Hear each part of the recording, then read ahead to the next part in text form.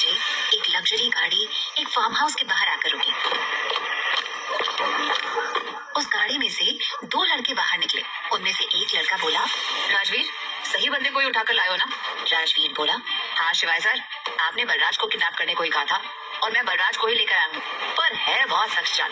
कब से पूछ रहा हूँ पर सही सही जवाब नहीं दे रहा। शिवाय ने हंसकर कहा, तुमने ठीक से पूछा नहीं होगा राजवीर, अब देखो मैं पूछता हूँ, उसके तो फरिश्ते भी बताएंगे। शिवाय 6 फीट हाइट का था, रंग गोरा, भूरी आंखें, उम्र 25 साल, परफेक्ट बॉडी, किलर लुक और चेहरे पर कातिलाना स्माइल जो किसी भी लड़की को 1 मिनट में पागल बना दे। मुस्कुराने में कोई कंजूसी नहीं और खुशमिजाज आदमी था शिवाय। राजवीर की उम्र लगभग 27 साल थी, रंग गेहुआ, चेहरे पर कोई इमोशंस नहीं, दिखने में Bollywood hero, height 6 foot 1 inch और शिवाय के एक इशारे पर जान देने के लिए भी तैयार। शिवाय फार्म हाउस के अंदर आकर सोफे पर बैठ गया। उसके हाथ में उसकी गन थी। शिवाय ने अपनी जेब से रुमाल निकाला और गन साफ करने लगा। शिवाय गन साफ करते हुए राजवीर को देखकर बोला, यार तुम लोगों को कितनी बार कहा है इसे अच्छे से साफ किया करो, क्या पता किसको मारना पड़ जाए, और एक तुम हो कि इसे साफ ही नहीं करते। राजवीर ने बिना किसी भाव से कहा, सॉरी सर, नेक्स्ट टाइम ध्यान रखूंगा। शिवाय के सामने एक 40 साल का आदमी बैठा हुआ था जिसे रस्सियों से बांधा हुआ था, जो शिवाय को देखकर बहुत ज्यादा डर रहा था। शिवाय ने उस पर गन पॉइंट करते हुए कहा, हाँ तो बताइए बलराज साहब, उस दिन गाड़ी कौन चला रहा था? बलराज ने डरते हुए कहा, मैं सच कह रहा हूँ मिस्टर रघुवंशी, मैं नहीं जानता। शिवाय ने अपनी गन से अपने सर पर खुजाते हुए कहा, यार ये जो वफादार नौकर होते हैं ना, इनसे मुझे बड़ी चिढ़ है, मर जाएंगे लेकिन सच नहीं बताएंगे। चलो वैसे भी मैंने गन अभी साफ की है तो तुम्हें मार ही देता हूँ। इतना कहकर शिवाय ने गन बलराज के पैरों के पास चला दी, जिससे बलराज की चीख निकल गई। शिवाय ने कहा, निशाना चूक गया बलराज साहब, वरना गोली सीधा पैर पर लगती। अब आप मुझे बताएंगे कि उस दिन गाड़ी कौन चला रहा था या मैं दोबारा निशाना लगाऊं? बलराज ने डरते हुए कहा, माफ कर दीजिए उसे, बच्चा है वो, अभी 24 साल का ही तो है, उसे नहीं पता कि उसने किसका एक्सीडेंट किया है। मैं आपके हाथ जोड़ता हूँ, उसे माफ कर दीजिए। शिवाय ने बलराज पर गन पॉइंट करते हुए कहा, बलराज साहब इतना टाइम नहीं है मेरे पास कि मैं आपका गिड़गिड़ाना सुनूं और फिर आप पर गोली चला दूं, इसलिए या तो मुझे उसका नाम बता दीजिए या फिर आखिरी बार राम का नाम ले लीजिए। बलराज ने डरते हुए कहा, शौर्य राजपूत ही उस दिन गाड़ी चला रहे थे, मैंने उन्हें गाड़ी चलाने के लिए बहुत मना किया लेकिन वो नहीं माने, उन्होंने थोड़ी पी भी रखी थी, गाड़ी का बैलेंस बिगड़ गया और गाड़ी आपकी गाड़ी से जा टकराई, उसके बाद तो आप सब जानते ही हैं। शिवाय ने गुस्से में कहा, हाँ जानता हूँ, उसके बाद मेरी जिंदगी बर्बाद हो गई, उसके बाद मेरा परिवार बिखर गया, उसके बाद मैं ऐसा बन गया, शौर्य राजपूत को मैं नहीं छोड़ूंगा, बतौल में से भी ढूंढ कर उसे मार दूंगा। बलराज ने हाथ जोड़कर डरते हुए कहा, क्या अब मैं जा सकता हूँ? शिवाय ने राजवीर की तरफ इशारा किया और राजवीर ने बलराज के हाथ खोल दिए। बलराज डरते हुए शिवाय के फार्म हाउस से जाने लगा।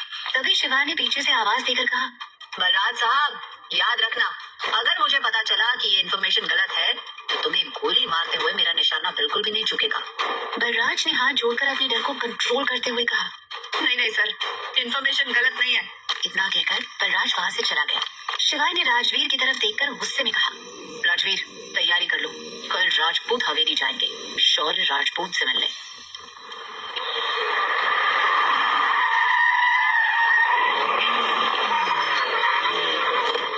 अगले दिन राजपूत हवेली के सामने 4-5 लग्जरी गाड़ियां आकर रुकी। गाड़ी में से सबसे पहले राजवीर उतरा। गाड़ी से उतरकर उसने दूसरी तरफ का गेट खोला, जिसमें से शिवाय रघुवंशी हाथ में पिस्तौल लेकर उतरा। शिवाय ने अपनी पिस्टल अपनी जेब में रख ली। शिवाय और राजवीर जैसे ही राजपूत हवेली के मेन गेट पर गए, वहां खड़े 2 बॉडीगार्ड्स ने शिवाय को देखकर कहा, आप अंदर नहीं जा सकते। शिवाय ने अपना चश्मा उतारा और अपने एक बॉडीगार्ड को पकड़ाते हुए बोला, या तो हमें अंदर जाने दे या फिर तू हॉस्पिटल जाएगा। बॉडीगार्ड को समझ नहीं आया, वो हैरानी से शिवाय को देखने लगा और उसकी बातों का मतलब समझने की कोशिश करने लगा। इतने में शिवाय ने अपनी बाजू फोल्ड कर ली और देखते ही देखते बॉडीगार्ड के मुंह पर एक पंच दे मारा। बॉडीगार्ड जमीन पर जा गिरा। अगले ही पल राजवीर ने दूसरे बॉडीगार्ड के मुंह पर पंच मार दिया और दोनों बॉडीगार्ड जमीन पर पड़े हुए थे। शिवाय ने अपना एक पैर उठाकर उस लोहे के गेट पर जोर से मारा और वो गेट खुल गया। शिवाय आगे आगे चल रहा था, उसके पीछे राजवीर और राजवीर के पीछे 3-4 बॉडीगार्ड्स चल रहे थे। तभी वहाँ राजपूत हवेली के कुछ और बॉडीगार्ड्स आ गए, जो शिवाय और राजवीर को रोकने की कोशिश कर रहे थे। लेकिन शिवाय और राजवीर को रोकना हर किसी के बस की बात नहीं थी। शिवाय और राजवीर दोनों ही फाइटिंग मोड में थे। जो भी आगे आता, शिवाय उसे ही मुक्का मारकर घायल कर देता।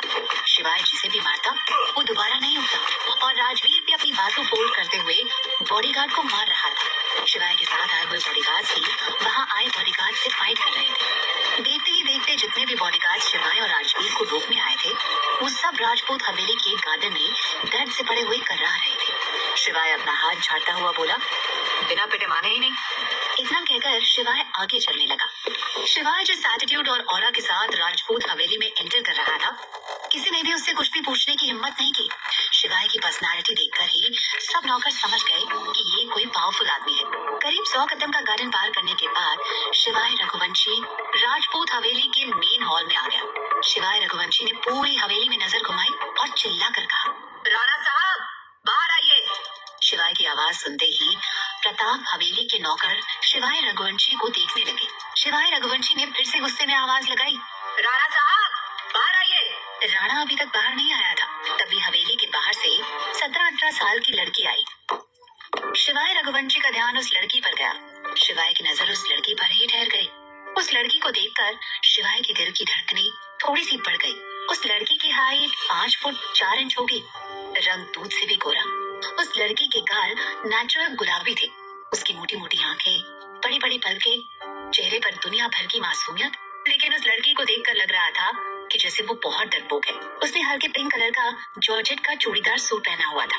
लड़की ने एक नजर शिवाय को देखा और डर के मारे पिलर के पीछे छुप गई। शिवाय ने उस लड़की को देखा और फिर अपने बॉडीगार्ड्स को, जो सारे उस लड़की को ही देख रहे थे, घूर कर देखा। सारे बॉडीगार्ड्स ने उस लड़की से नजर हटा ली। शिवाय ने मन ही मन खुद से कहा, राजवीर के अलावा कोई काम का नहीं है। शिवाय रघुवंशी का गुस्सा बढ़ता जा रहा था। शिवाय रघुवंशी ने फिर आवाज लगाई, रणविजय सिंह राणा बाहर आइए। कहाँ छुप कर बैठ गए? तभी सीढ़ियों से एक 40-45 साल का आदमी उतर कर आ रहा था। उस आदमी ने ब्लू कलर का सफारी सूट पहना हुआ था, गले में सोने की चेन पहनी हुई थी, आंखों में गुस्सा था। वो आदमी कोई और नहीं, रणविजय सिंह राणा ही था। रणविजय सिंह राणा ने बाहर आकर गुस्से में कहा, बोलने की तमीज खो बैठे हो शिवाय रघुवंशी, जो अपने बाप की उम्र के आदमी को नाम लेकर बुला रहे हो। शिवाय रघुवंशी अब सोफे पर बैठ गया और मुस्कुरा कर बोला, बाप की उम्र का ऊंच जाने से बाप नहीं बन जाते।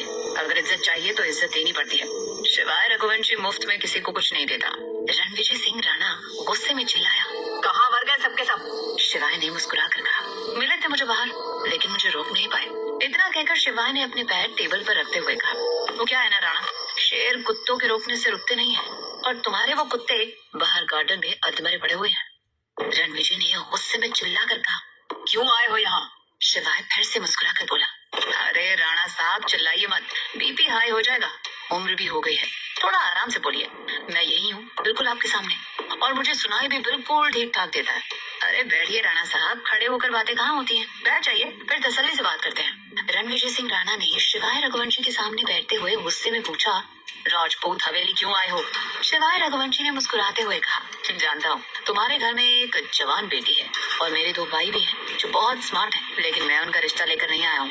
रणविजय सिंह राणा ने गुस्से में कहा, तुम जैसों के घर में अपनी बेटी दूंगा भी नहीं। शिवाय ने पिलर के पीछे छुपी हुई लड़की को देखकर कहा, ऐसी डरपोक लड़की को शिवाय रघुवंशी लेकर भी नहीं जाएगा। मुझे तो आपका बेटा चाहिए, शौर्य राजपूत, उसे मेरे हवाले कर दो।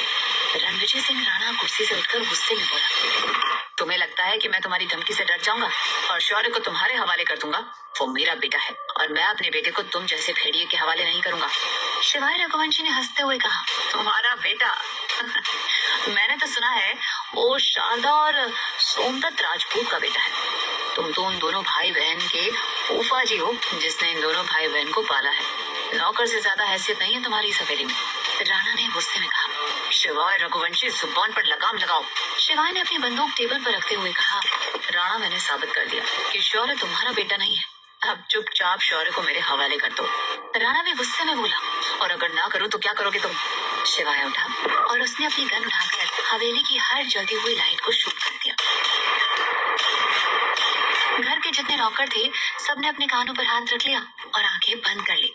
वो लड़की भी कान पर हाथ रखकर पिलर के पीछे खड़ी हुई सब कुछ देख रही थी। शिवा ने सारी लाइंस को शूट करने के बाद कहा, राणा, ये गोली तुम्हारे सीने में भी उतर सकती थी, इसीलिए कह रहा हूँ कल शाम तक शौर्य को मेरे मेंशन भेज देना, वरना अगर मैं कल हवेली आ गया तो चिता को अग्नि देने के लिए भी कोई नहीं बचेगा। शिवाय रघुवंशी पलट कर जाने लगा तो राणा ने थोड़ा नरम लहजे में कहा, शिवाय रघुवंशी, शौर्य इस हवेली का इकलौता वारिस है। शिवाय रुक गया और वापस आकर मुस्कुरा कर बोला, हाँ ये तो है, इंडिया में ये बहुत बड़ी प्रॉब्लम है। इकलौता लड़का, उसे बचा कर रखो, उसे चोट नहीं आनी चाहिए, वो वंश जलाएगा। चलिए राणा, मैं आपको एक कंसेशन दे देता हूँ। आपके 3 बच्चे हैं ना, तीनों में से किसी एक को रघुवंशी मेंशन भेज देना, इससे ज्यादा मैं आपके लिए कुछ नहीं कर सकता। इतना कहकर शिवाय जैसे ही पलटा तो एक नौकर से टकरा गया। वो नौकर राजपूत हवेली का माली था। उसके हाथ मिट्टी में सने हुए थे और वो मिट्टी शिवाय की कोट पर लग गई। शिवाय ने घूर कर उस नौकर को देखा और फिर पलटकर रणविजय सिंह राणा को एक मुस्कान के साथ कहा, राणा साहब, जैसे खुद हो वैसे ही नौकर पाल रखे हैं, एकदम अंधे, ना तुम्हें दिखाई देता है और ना ही तुम्हारे नौकरों को। ये जो तुम्हारे पास जो नाम की आंखें हैं ना, शिवाय रघुवंशी आंखें भी निकाल देगा। शिवाय की कोट पर मिट्टी लग चुकी थी। शिवाय ने आसपास देखा तो वहाँ कुछ नहीं था और तभी शिवाय की नजर उस पिलर पर गई जिसके पीछे वो लड़की शिवाय से छिपने की कोशिश कर रही थी। उस लड़की को देखकर शिवाय के चेहरे पर एक मीठी सी मुस्कुराहट आ गई। शिवाय धीरे धीरे उस लड़की के करीब चला गया। शिवाय जैसे जैसे उस लड़की के करीब जा रहा था, उस लड़की का डर बढ़ता जा रहा था। वो जैसे ही शिवाय से बचकर वहाँ से जाने को हुई, शिवाय ने उसका दुपट्टा पकड़ लिया। कौन है शौर्य राजपूत? कौन है ये लड़की? क्या सच में एक्सीडेंट के पीछे शौर्य राजपूत का हाथ है? क्या रणविजय सिंह राणा शिवाय की बात मान लेगा?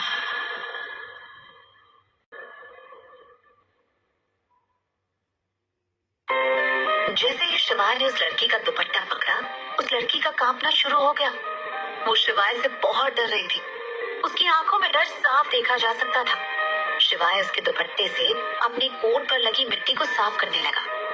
शिवाय उस लड़की को ही देख रहा था और बहुत आराम से अपने कोट को साफ कर रहा था। ऐसा लग रहा था जैसे शिवाय जानबूझकर उस लड़की के पास आया था, उस लड़की को करीब से देखने के लिए।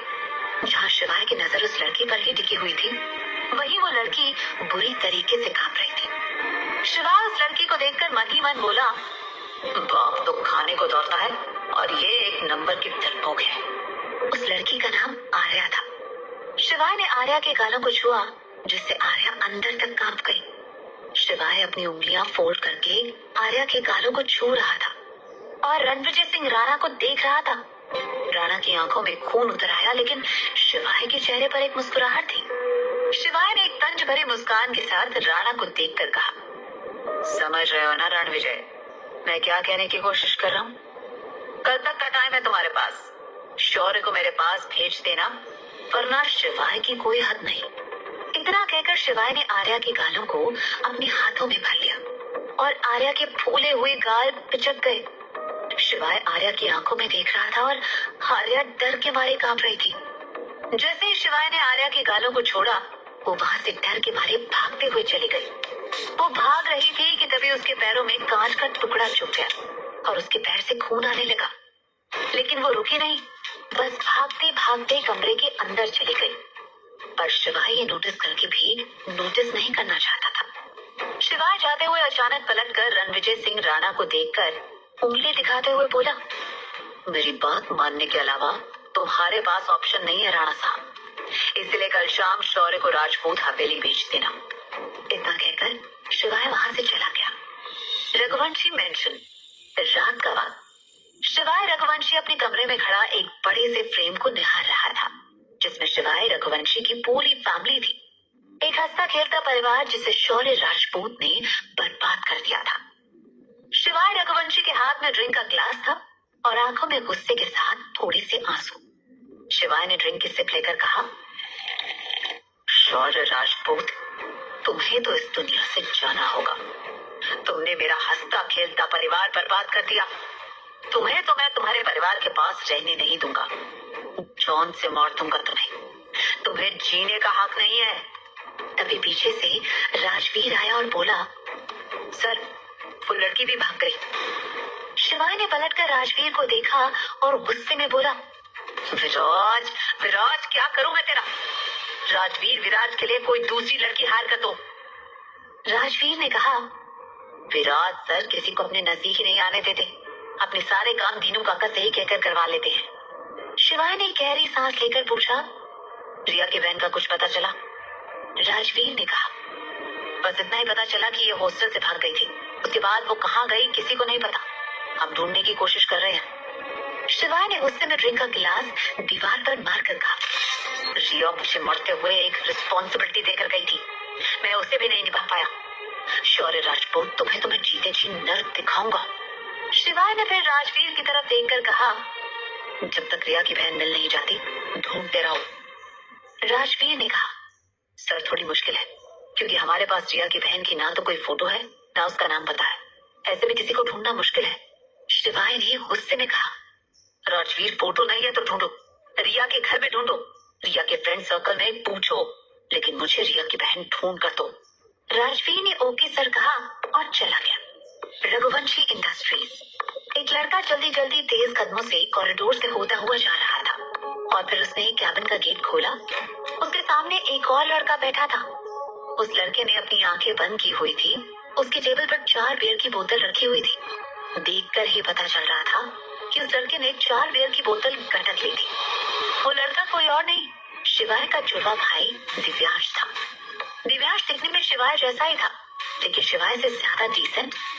पर दिव्यांश में गुस्सा थोड़ा ज्यादा था। दिखने में दिव्यांश भी काफी स्मार्ट था। जो लड़का गेट पर खड़ा हुआ था, वो लड़का अंदर आकर बोला, दिव्यांश सर, ये क्या हालत बना रखी आपने? उस लड़के की आवाज सुनकर दिव्यांश ने अपनी आंखें खोली और हल्का सा मुस्कुरा कर कहा, पैंथर, तू कहाँ था? तू पहले आ जाता तो साथ में पीते। पैंथर हल्के गुस्से में दिव्यांश के सामने जाकर बोला, अगर चाचू को ये सब पता चलेगा कि आप दिन रात ड्रिंक करने लगे हैं, तो जानते हो ना चाचू क्या करेंगे? दिव्यांश नशे में बोला, यार बस 4 बियर है, होश में हूँ मैं, ऐसे क्या करेंगे चाचू? कुछ भी नहीं, मेरी जिंदगी बर्बाद हो गई, मेरा प्यार मुझसे दूर हो गया, मेरी फैमिली चली गई। शायद पैंथर, जीने की इच्छा खत्म हो गई मेरी, मन नहीं करता जीने का।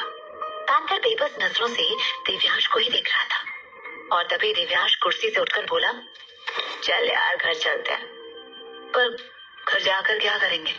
कोई भी तो नहीं है जो हमारा इंतजार कर रहा होगा, ना माँ, ना पापा, ना चाचू, ना चाची, कोई नहीं है पैंथर। जो कहेगी दिव्यांश खाना खा ले, दिव्यांश आज थोड़ी देर माँ के पास बैठ जा, दिव्यांश आज लेट क्यों हो गया?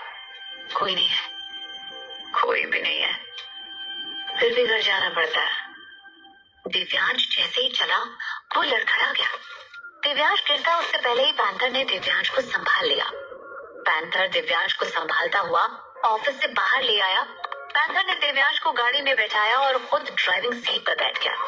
पैंथर ड्राइव करता हुआ खुद में ही बोला, पता नहीं रघुवंशी फैमिली में खुशियां कब आएंगी, कब सब कुछ ठीक होगा, कब दिव्यांश सर पहले जैसे हो जाएंगे। इतना कहकर पैंथर ने दिव्यांश को देखा जो उसी के पास बेहोश बैठा हुआ था और अचानक ही पैंथर का हाथ दिव्यांश के बालों को छू गया और उसने हल्का सा दिव्यांश के बालों को सहला दिया जैसे कोई बड़ा भाई सहलाता है। अगले दिन शाम के 4 बजे रघुवंशी मेंशन। शिवाय अपने कमरे के बालकनी में खड़ा हुआ मेन गेट को निहार रहा था। शिवाय रघुवंशी ने मन ही मन खुद से कहा, रणविजय सिंह राणा, तुम्हें शौर्य को भेजना तो पड़ेगा, वरना तुम भी उसके साथ साथ इस दुनिया से रवाना हो जाओगे। शिवाय के हाथ में एक कॉफी का कप था। शिवाय उसे धीरे धीरे पी रहा था और गेट की तरफ देख रहा था। शिवाय ने देखा कि गेट पर एक लड़की पिंक कलर का अनारकली सूट पहने धीरे कदमों से आ रही है। शिवाय को समझते देर नहीं लगी कि वो वही लड़की थी जो उसे देखकर पिलर के पीछे छुप गई थी। आर्या को देखकर लग रहा था कि वो रघुवंशी मेंशन में आते हुए कितना डर रही थी। शिवाय ने कॉफी का एक सिप पीकर खुद से कहा, कमजोर बाप लड़की को भेजा है। सॉरी, बाप नहीं, फूफा, कमजोर फूफा। आर्या गार्डन में तो 3 कदम ही चली होगी कि एक क्यूट सा पपी जो कि बहुत छोटा था और व्हाइट कलर का था उस पर भौंकने लगा। आर्या उस छोटे से पपी से भी डर गई और डरते हुए पूरे गार्डन में भागने लगी। वो पपी भी आर्या के पीछे पीछे पूरे गार्डन में भागता रहा। ये नजारा शिवाय अपनी बालकनी से देख रहा था। उसकी हंसी छूट गई। शिवाय जो कॉफी पी रहा था वो सारी कॉफी बाहर आ गई। शिवाय खुद को हंसने से रोकना चाहता था, लेकिन आर्या की हालत देखकर शिवाय से हंसी रुकी नहीं और वो तेज तेज हंसने लगा। थोड़ी देर हंसने के बाद शिवाय कमरे से निकलकर गार्डन में आ गया। आर्या अब भी पूरे गार्डन में पपी से बचने के लिए भाग रही थी। शिवाय ने एक नजर फिर से अपने बॉडीगार्ड को देखा, जो हाथ बांधे गार्डन के चारों ओर खड़े थे और उस लड़की को भागते हुए देख रहे थे। शिवाय ने घूर कर अपने बॉडीगार्ड को देखा तो सबने अपनी नजरें नीचे कर ली। शिवाय ने राजवीर को देखकर कहा, आज के बाद कोई भी बॉडीगार्ड इस लड़की को ना देखे और न मैं उसकी आंखें निकाल लूंगा। राजवीर ने हमेशा की तरह बिना किसी एक्सप्रेशन से कहा, ओके सर। आर्या अब भी डॉगी से बचने के लिए इधर उधर भाग रही थी। फाइनली डॉगी ने उसका दुपट्टा अपने मुंह में पकड़ लिया। एक साइड से डॉगी उसका दुपट्टा खींच रहा था, दूसरी साइड से आर्या अपना दुपट्टा खींच रही थी। शिवाय डॉगी और आर्या को देखकर एंजॉय कर रहा था। उसे तो उन दोनों को देखकर बड़ा मजा आ रहा था। दुपट्टे के इतना खींचने से दुपट्टा फट गया, लेकिन ना तो डॉगी ने छोड़ा और ना ही आर्या ने। शिवाय ने मन ही मन खुद से कहा, एक छोटे से डॉगी से डर गई, मुझे क्या झेल पाएगी, छुई मुई सी है। शिवाय बस देखना चाहता था कि वो उस डॉगी को कैसे हैंडल करेगी, लेकिन आर्या को नहीं पता था कि वो डॉगी को कैसे हैंडल करेगी। डॉगी तो आर्या का दुपट्टा छोड़ने को तैयार ही नहीं था। फाइनली डॉगी ने उसका दुपट्टा और ज्यादा फाड़ दिया और दुपट्टा छोड़कर उसकी तरफ भागने लगा। आर्या ने डर के मारे दुपट्टा वहीं छोड़ा और भागते हुए शिवाय के पीछे आकर छुप गई। आर्या बुरी तरह हंस रही थी। उसने अपना सिर शिवाय के पीठ पर टिका रखा था। आर्या की गर्म सांसें शिवाय की पीठ पर पड़ रही थी, जिससे शिवाय की बॉडी में हलचल होने लगी। शिवाय ने खुद को कंट्रोल कर लिया। शिवाय को इस वक्त आर्या पर बहुत गुस्सा आ रहा था, क्योंकि पहली बार किसी लड़की को छूने से शिवाय की बॉडी में सिरन सी दौड़ गई थी। शिवाय ने गुस्से में कहा, स्टॉप ड्रैगन। शायद उस कुत्ते का नाम ड्रैगन था। ड्रैगन शांत हो गया। शिवाय ने अपना एक हाथ पीछे किया और आर्या की बाजू पकड़कर अपने सामने खड़ा कर दिया। आर्या डर के मारे शिवाय को नहीं देख रही थी। शिवाय ने थोड़ा सा झुककर आर्या के चेहरे को देखा और बहुत प्यार से धीरे से बोला, आइए शहजादी, ये गुलाम तो कब से आपका इंतजार कर रहा था, लेकिन आपने आने में देर कर दी। आपका इंतजार करते करते हमारी तो जान पर बनाई थी। आर्या ने एक बार भी शिवाय को आंख उठाकर नहीं देखा, क्योंकि वो इस वक्त बहुत डरी हुई थी।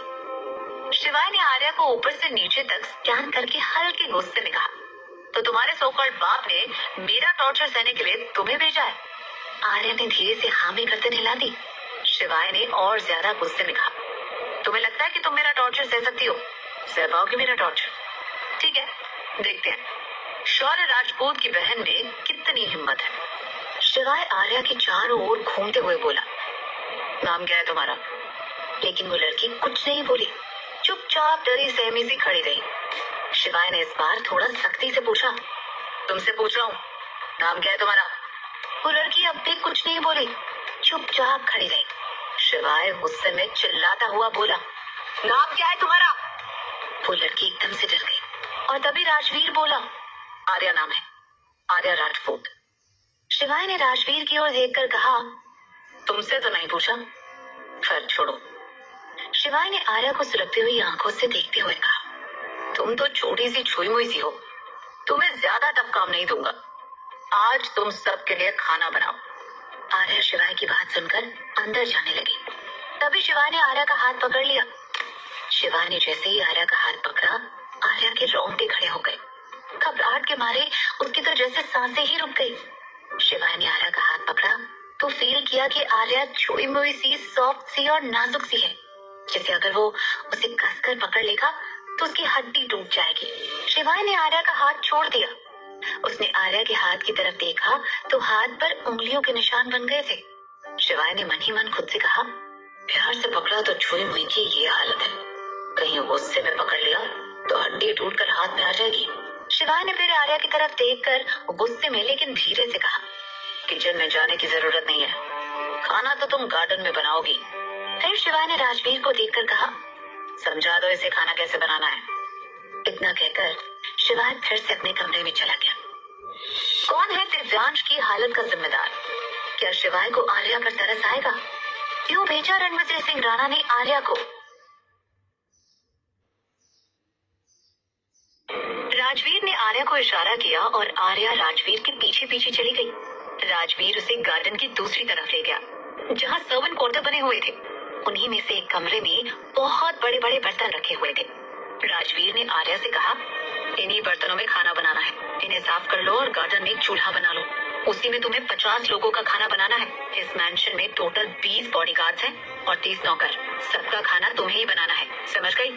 कोई तुम्हारी हेल्प नहीं करेगा और 3 घंटे में खाना बन जाना चाहिए, वरना तुम सर का गुस्सा नहीं जानती। सर अभी तो तुमसे बहुत प्यार से पेश आ रहे हैं। आर्या ने हाँ में गर्दन हिला दी। राजवीर पलटकर जाने लगा। राजवीर 4 ही कदम चला था कि वापस आकर आर्या की तरफ देखकर बोला, तुम्हें खाना बनाना तो आता है ना?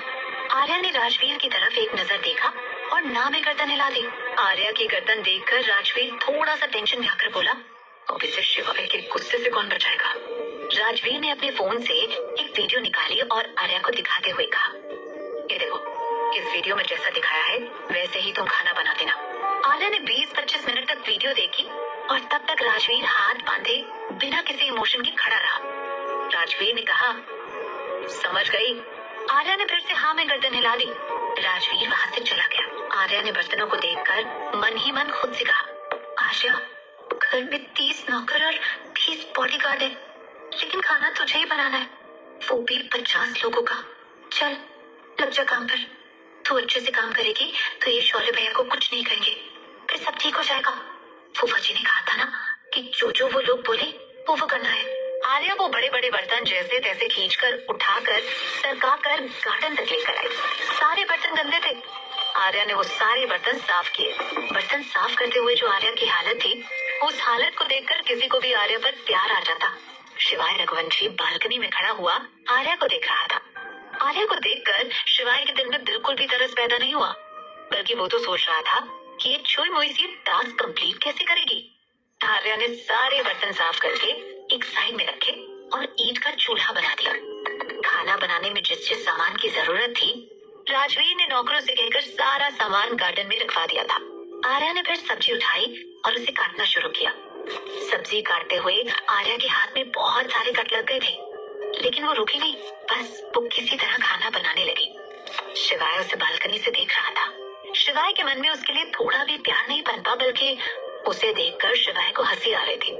शिवाय ने मन ही मन खुद से कहा, देखता हूँ ये छुई में कब तक टिकती है। आर्या ने जैसे तैसे चूल्हा जलाया। आर्या से चूल्हा जल नहीं रहा था, लेकिन फिर भी वो चूल्हे में कभी फूंक मारती, कभी हवा करती, पर उसने चूल्हा जला लिया। आर्या की आंखों से धुएं की वजह से पानी आने लगा था। बड़े बड़े भगोने जो उस अकेले से उठ भी नहीं रहे थे, उसने जैसे तैसे करके चूल्हे पर रखा। आर्या ने भगोने में तेल डाला। थोड़ी देर बाद आर्या ने तेल गर्म होने का वेट किया और एक बड़ा कटोरा प्याज उसमें डाल दिया। प्याज डालने से भगोने में चरचर की आवाज आई और आर्या डर गई और वो भगोने से 10-12 कदम पीछे हट गई। शिवाय उसे बालकनी से देख रहा था। ना चाहते हुए भी उसकी हंसी छूट गई। करीब 3 घंटा स्ट्रगल करने के बाद आर्या ने खाना बना दिया। आर्या को उस वक्त कोई भी देखता तो उसे गोद में उठाकर बहुत प्यार करता, क्योंकि आर्या पूरी तरह थक गई थी। उसके चेहरे पर थकावट साफ नजर आ रही थी। शरीर का जो हिस्सा दिख रहा था, उस पर हल्के हल्के काले निशान साफ नजर आ रहे थे। आर्या को देखकर साफ नजर आ रहा था कि अगर उसने 10-15 मिनट काम और किया तो चक्कर खाकर वहीं बेहोश हो जाएगी, लेकिन वो जैसे तैसे अब भी होश में काम कर रही थी। आर्या ने काम करके राजवीर की तरफ देखा। राजवीर देख रहा था कि आर्या पिछले 3-3.5 घंटे से कितनी मेहनत करके खाना बना रही थी। राजवीर ने कहा, थोड़ी देर बैठकर रेस्ट कर लो, थक गई होगी ना।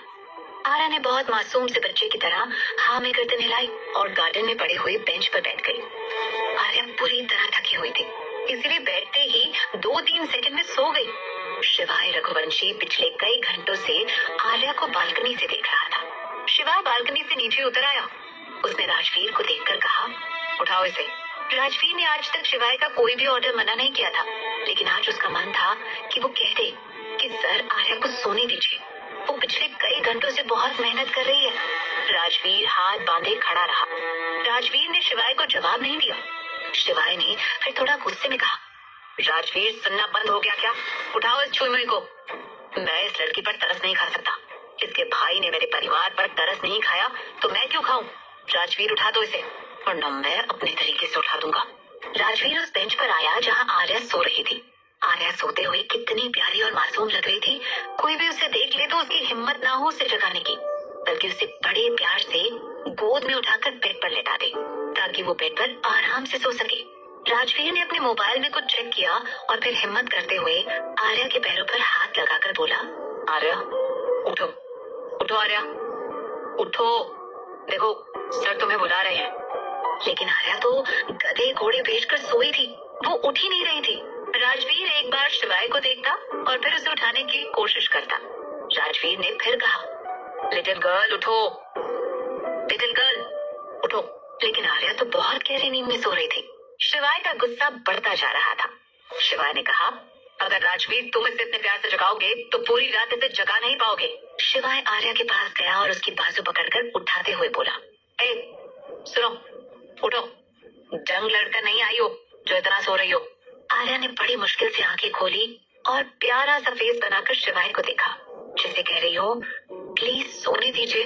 शिवाय ने अपनी सुलगती हुई आंखों से कहा, कहा ना उठो। आर्या बेंच से खड़ी हो गई। शिवाय ने कहा, खाना बना दिया है तो इसे सर्व कौन करेगा? तुम्हारा सो कॉल्ड बाप रणविजय सिंह राणा, जल्दी से सबको खाना सर्व करो। आर्या ने हाँ में गर्दन हिलाई और खाना सर्व करने की तैयारी करने लगी। घर के सारे नौकर और सारे बॉडीगार्ड्स गार्डन में चेयर टेबल पर बैठ गए थे। आर्या धीरे धीरे सबको खाना सर्व कर रही थी। आर्या ने पहली बार खाना बनाया था तो बहुत ज्यादा अच्छा नहीं बना था। आर्या से बस एवरेज खाना बना था। राजवीर भी एक प्लेट में खाना लेकर खा रहा था। सब बैठकर खा रहे थे लेकिन राजवीर खड़ा होकर खा रहा था। राजवीर ने जैसे ही पहला बाइट खाया वो समझ गया कि आर्या को खाना बनाना नहीं आता। राजवीर ने बॉडीगार्ड्स को देखा तो सब मुंह बना बनाकर खा रहे थे। राजवीर ने एक बार सारे नौकरों और सारे बॉडीगार्ड्स को आंखें दिखाई तो सब चुपचाप खाना खाने लगे। किसी भी बॉडीगार्ड या नौकर ने खाने में कोई कमी नहीं निकाली। सब बिना किसी शिकायत के खाना खा रहे थे। लेकिन दो बॉडीगार्ड्स थे जिन्हें खाना बिल्कुल भी अच्छा नहीं लग रहा था, लेकिन उनकी नजर बस आर्या पर ही थी। दोनों बॉडीगार्ड आर्या को गंदी नजर से देख रहे थे, लेकिन आर्या को तो कुछ भी समझ नहीं आ रहा था, बल्कि वो तो ऐसे खड़ी थी जैसे कोई वेटर खड़ा होता है। उन दोनों बॉडीगार्ड में से एक ने कहा, लड़की नमक लेकर आओ, इसमें नमक कम है। राजवीर ने उससे सुलगती हुई आंखों से देखा, लेकिन उस बॉडीगार्ड ने राजवीर को इग्नोर कर दिया। आर्या नमक की डिब्बी लेकर उस बॉडीगार्ड के पास गई। उस बॉडीगार्ड ने इशारों में कहा, इसमें डाल दो। आर्या हल्का हल्का नमक कटोरी में डालने लगी तो बस बॉडीगार्ड की नीयत खराब हो गई और उसने आर्या का हाथ पकड़ लिया। आर्या एकदम से डर गई। आर्या अपना हाथ छुड़ाना चाहती थी लेकिन उस बॉडीगार्ड ने आर्या का हाथ नहीं छोड़ा।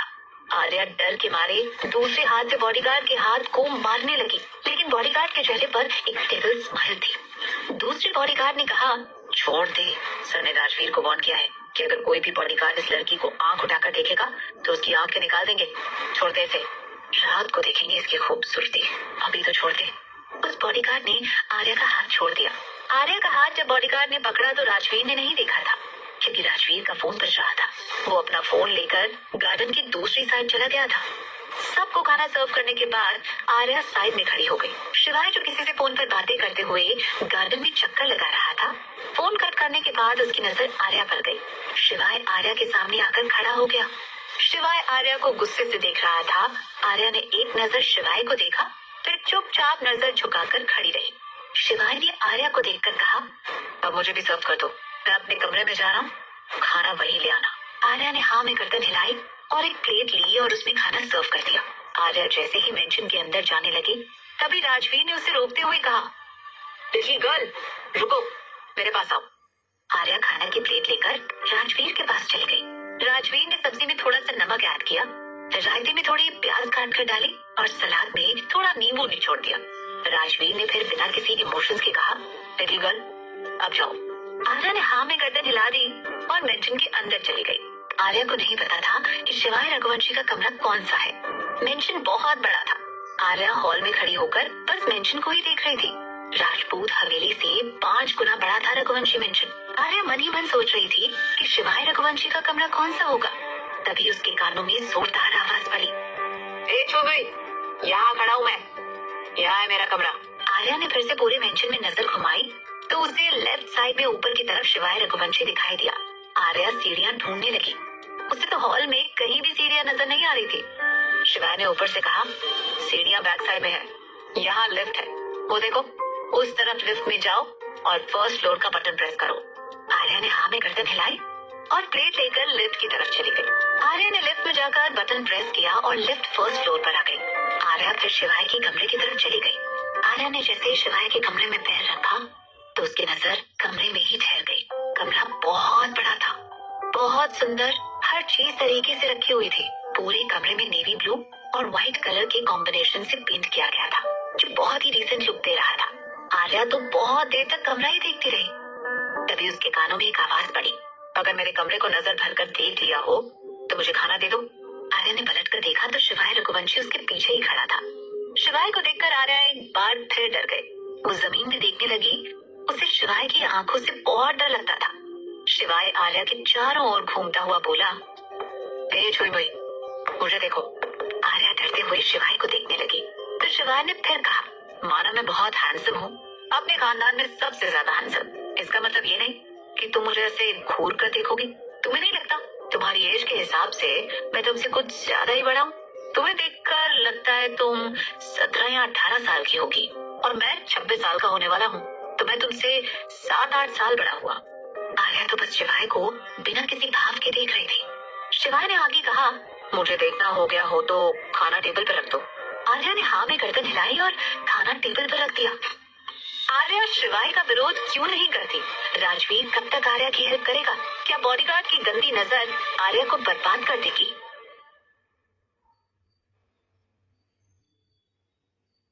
आर्या ने टेबल पर खाना रख दिया और जाने लगी। शिवाय ने उसे रोकते हुए कहा, तुम्हें जाने के लिए कहा है? नहीं ना, जब तक मैं खाना नहीं खाता चुपचाप खड़ी रहो।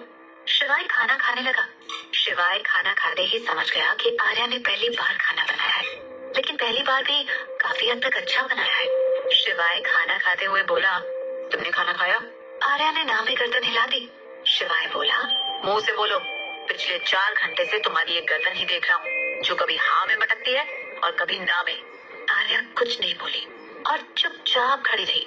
शिवाय ने इस बार थोड़ा सख्ती से कहा, मैं कुछ पूछ रहा हूँ छुई मई, तुमने खाना खाया? आर्या ने फिर से ना में गर्दन हिला दी। शिवाय को अब गुस्सा आ गया। वो अपनी जगह से खड़ा हुआ। उसने आर्या का चेहरा अपने एक ही हाथ से पकड़कर उसकी आंखों में देखकर कहा, तुम राजपूत में बहुत एटीट्यूड है ना, जो जुबान नहीं खोलोगी? चलो तुम्हारी जुबान को थोड़ा सा पनिश करते हैं। तुम मेरे लिए खाना लेकर आए, अब मैं तुम्हारे लिए खाना मंगवाता हूँ। इतना कहकर शिवाय ने आर्या का चेहरा छोड़ दिया। आर्या फिर से शिवाय को देखकर डरने लगी। वो समझ गई थी कि अब शिवाय उसके साथ कुछ तो करेगा। शिवाय ने अपना फोन लिया और राजवीर को कॉल करके कहा, राजवीर, छुई मुई के लिए खाना लेकर आओ। राजवीर जो कि गार्डन में खड़ा हुआ था, उसने हाँ कहकर फोन कट कर दिया और एक प्लेट में खाना सर्व कर लिया। राजवीर प्लेट लेकर शिवाय के कमरे में चला गया, लेकिन वो भी जानता था कि शिवाय कुछ न कुछ तो गलत करेगा। राजवीर जब कमरे में आया तो आर्या चुपचाप एक जगह डरी सहमी खड़ी हुई थी और शिवाय उसे कहा जाने वाली नजरों से देख रहा था। राजवीर धीरे से बोला, क्या हुआ सर? शिवाय ने कहा, इन राजपूतों में बहुत अकड़ होती है। शाम से देख रहा हूँ, कभी गर्दन हाँ में भटकाती है तो कभी ना में। जुबान तो जैसे इस लड़की के पास है ही नहीं, लेकिन अब ये लड़की बोलेगी, बोलना ही पड़ेगा। राजवीर कुछ बोलता उससे पहले ही शिवाय ने राजवीर को हाथ दिखाकर रोक दिया और उसके हाथ से प्लेट लेकर आर्या को पकड़ा दी और फिर खुद अपने कमरे में रखी एक टेबल के पास गया, जहाँ छोटी छोटी 2 डिब्बी रखी हुई थी। उसमें बहुत सारी मिर्च थी। शिवाय दोनों डिब्बे उठाकर लाया और उसने आर्या की सब्जी में एक डब्बी उलट दी। आर्या की आंखें हैरानी से फैल गई। फिर शिवाय ने दही में भी दूसरी डब्बी उलट दी। राजवीर जैसे शिवाय को रोकने को हुआ तो शिवाय ने राजवीर को हाथ दिखाकर इशारा कर दिया और खुद उन डिब्बी को एक कोने में फेंकते हुए आर्या को देखकर बोला, तुमने सुबह से खाना नहीं खाया ना, चलो इस खाने को खा लो। आर्या की तो हाथ कांपने लगे। वो इतनी सारी मिर्च का खाना कैसे खा सकती थी? आर्या उम्मीद भरी नजरों से शिवाय को देख रही थी। इतने में शिवाय फिर चिल्लाया, सुनाई नहीं दिया क्या? खाना खाओ, नहीं तो मैं तुम्हारे भाई को जान से मार दूंगा और तुम कुछ नहीं कर पाओगी। तब तो शिवाय ने आर्या के पास ऑप्शन ही नहीं छोड़ा। आर्या ने कांपते हाथों से चम्मच उठाई। तभी शिवाय ने आर्या के बाजू पकड़े और उसे सोफे पर बैठा दिया और फिर एक छोटी सी टेबल को पैर से खिसकाता हुआ आर्या के सामने लाया और बोला, इस पर प्लेट रखकर आराम से खाओ, मुझे कोई जल्दी नहीं। खत्म होना चाहिए।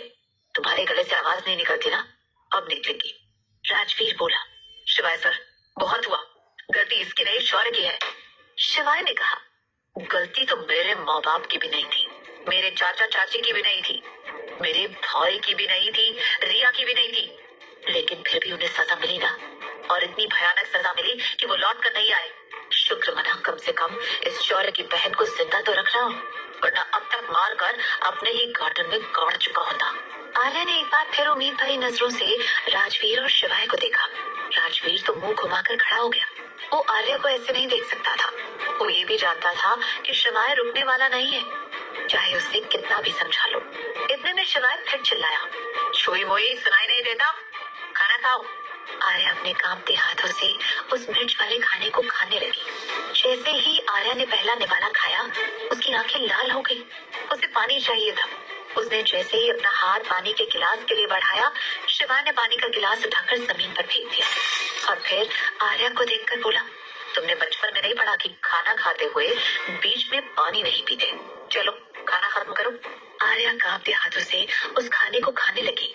आर्या की आंखों में पानी आ गया, लेकिन आर्या के हाथ नहीं रुके। वो इतना तो समझ चुकी थी कि अगर उसने सारा खाना खत्म नहीं किया तो शिवाय अपनी कही हुई बात पर अमल करेगा। आर्या ने जैसे तैसे खाना खा लिया, लेकिन उसका मुंह जोरों से जल रहा था। शिवाय ने गुस्से में कहा, कितनी अकड़ है कि अब भी तुम्हारे मुंह से एक शब्द नहीं निकला। क्या बात है, मुझे तो लगता था कि शौर्य ही घमंडी है, लेकिन तुम तो उससे भी 4 कदम आगे हो। टॉर्चर सह लोगी, मिर्च का खाना खा लोगी, लेकिन जुबान नहीं खोलोगी। तुम्हारे बाप ने तुम्हें बोलने के लिए मना किया है क्या? आर्या तो डरते हुए बस शिवाय के गुस्से को देख रही थी और उसका मुंह बुरी तरह से जल रहा था। उसके मुंह से आवाज नहीं आ रही थी, लेकिन आंखों से पानी आ रहा था। वो शिवाय की तरफ उम्मीद भरी नजरों से देख रही थी कि शायद वो उसे थोड़ा सा पानी दे दे। जलन अब आर्या की बर्दाश्त से बाहर हो रही थी। तभी उसने दोनों हाथ जोड़ लिए और अपने कांपते हाथों से शिवाय को देखने लगी। शिवाय ने आर्या की आंखों में देखा तो उसके दिल में एक अजीब सी चीज हुई। उसने महसूस किया कि वो गलत कर रहा है, लेकिन फिलहाल उसने अपने अंदर के इस एहसास को दबा दिया। शिवाय जोर से चिल्लाया, राजवीर, पानी लेकर आओ। राजवीर ने पलटकर आर्या को देखा तो उसे आर्या की हालत पर बहुत तरस आया। वो जल्दी से कमरे से चला गया और एक गिलास पानी लेकर आया। राजवीर आर्या को पानी देने लगा तो शिवाय ने राजवीर से गिलास ले लिया और आर्या के पास गया। शिवाय ने उस गिलास का आधा पानी जमीन पर ही फेंक दिया और आधे गिलास का पानी आर्या के हाथ में थमा दिया। आर्या ने अगले ही पल वो पानी पी लिया, लेकिन आधे गिलास से आर्या की प्यास नहीं बुझी और ना ही जलन खत्म हुई। इस बार राजवीर थोड़े गुस्से में बोला, शिवाय सर, कुछ तो शर्त करो। चाचू को पता चलेगा तो सारा गुस्सा आप पर उतरेगा। आप समझते क्यों नहीं? किसी का गुस्सा किसी पर क्यों निकाल रहे हैं? भला आधे गिलास पानी में इसकी प्यास कैसे बुझेगी? शिवाय ने राजवीर को देखा, लेकिन अभी भी शिवाय का गुस्सा कम नहीं हुआ। उसने आर्या की बाजू पकड़ी और उसे खींचता हुआ अपने वॉशरूम में ले आया। शिवाय ने शावर ऑन कर दिया और आर्या को वहीं खड़ा कर दिया। राजवीर पीछे से आता हुआ बोला, शिवाय सर, ये क्या कर रहे हैं? शिवाय बोला, बहुत हुआ। अभी तुमने कहा ना कि ज्यादा गिलास पानी में क्या होगा, इसीलिए इसे शावर के नीचे खड़ा कर दिया। अब ये जितना चाहे उतना पानी पी सकती है। राजवीर समझ गया था कि शिवाय सर को समझाना दीवार पे सर मारने जैसा है। राजवीर वहाँ से जाता हुआ बोला, अगर चाचू को सब कुछ पता चल गया ना तो मुझसे उम्मीद मत करना कि मैं आपकी हेल्प करूंगा। इतना कहकर राजवीर वहाँ से चला गया। आर्या चुपचाप कांपती हुई शावर के नीचे खड़ी रही। करीब 10 मिनट बाद शिवाय का गुस्सा शांत हुआ।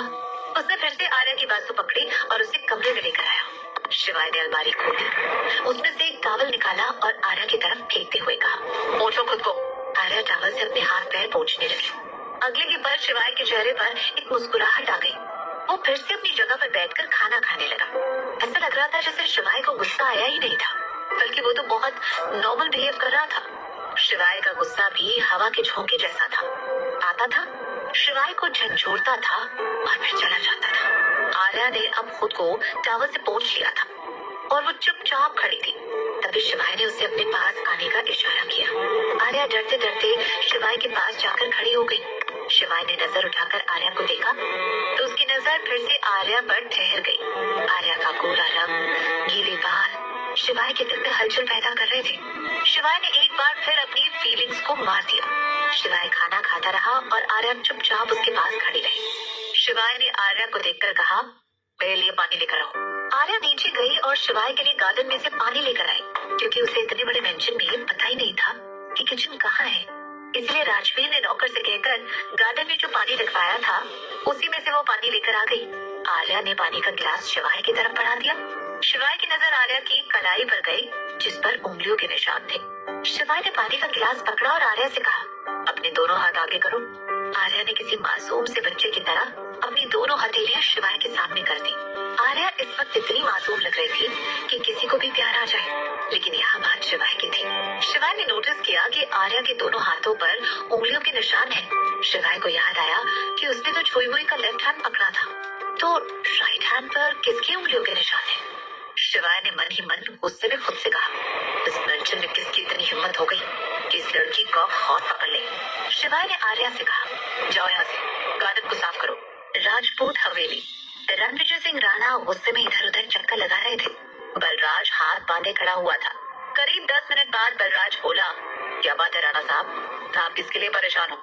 रणविजय ने कहा, यही सोचकर परेशान हूँ कि पता नहीं शिवाय हमारे घर की बच्ची के साथ क्या कर रहा होगा। सोच सोच कर मेरा दिमाग खराब हो रहा है। बलराज ने कहा, फिक्र मत कीजिए, उस घर के उसूल हैं कि वो लड़कियों के साथ कुछ बुरा नहीं करते। रणविजय ने गुस्से में कहा, ये उस वक्त की बात है बलराज, जब शिवाय का बाप जिंदा था। शिवाय को देखकर नहीं लगता कि वो किसी उसूल को मानेगा, और अगर उसने अपने घर के नियमों को तोड़ा तो हम आर्या को खो देंगे, हमेशा हमेशा के लिए खो देंगे। और तुम अच्छे से जानते हो कि उस लड़की का जिंदा रहना कितना जरूरी है। बलराज ने इस बार थोड़ा सा हंसकर कहा, कुछ नहीं होगा राणा साहब, मुझ पर विश्वास कीजिए। शिवाय आर्या के साथ कुछ नहीं करेगा, क्योंकि उसके अंदर उसके बाप के गुण हैं। वो जानकर भी आर्या को नुकसान नहीं पहुंचा सकता।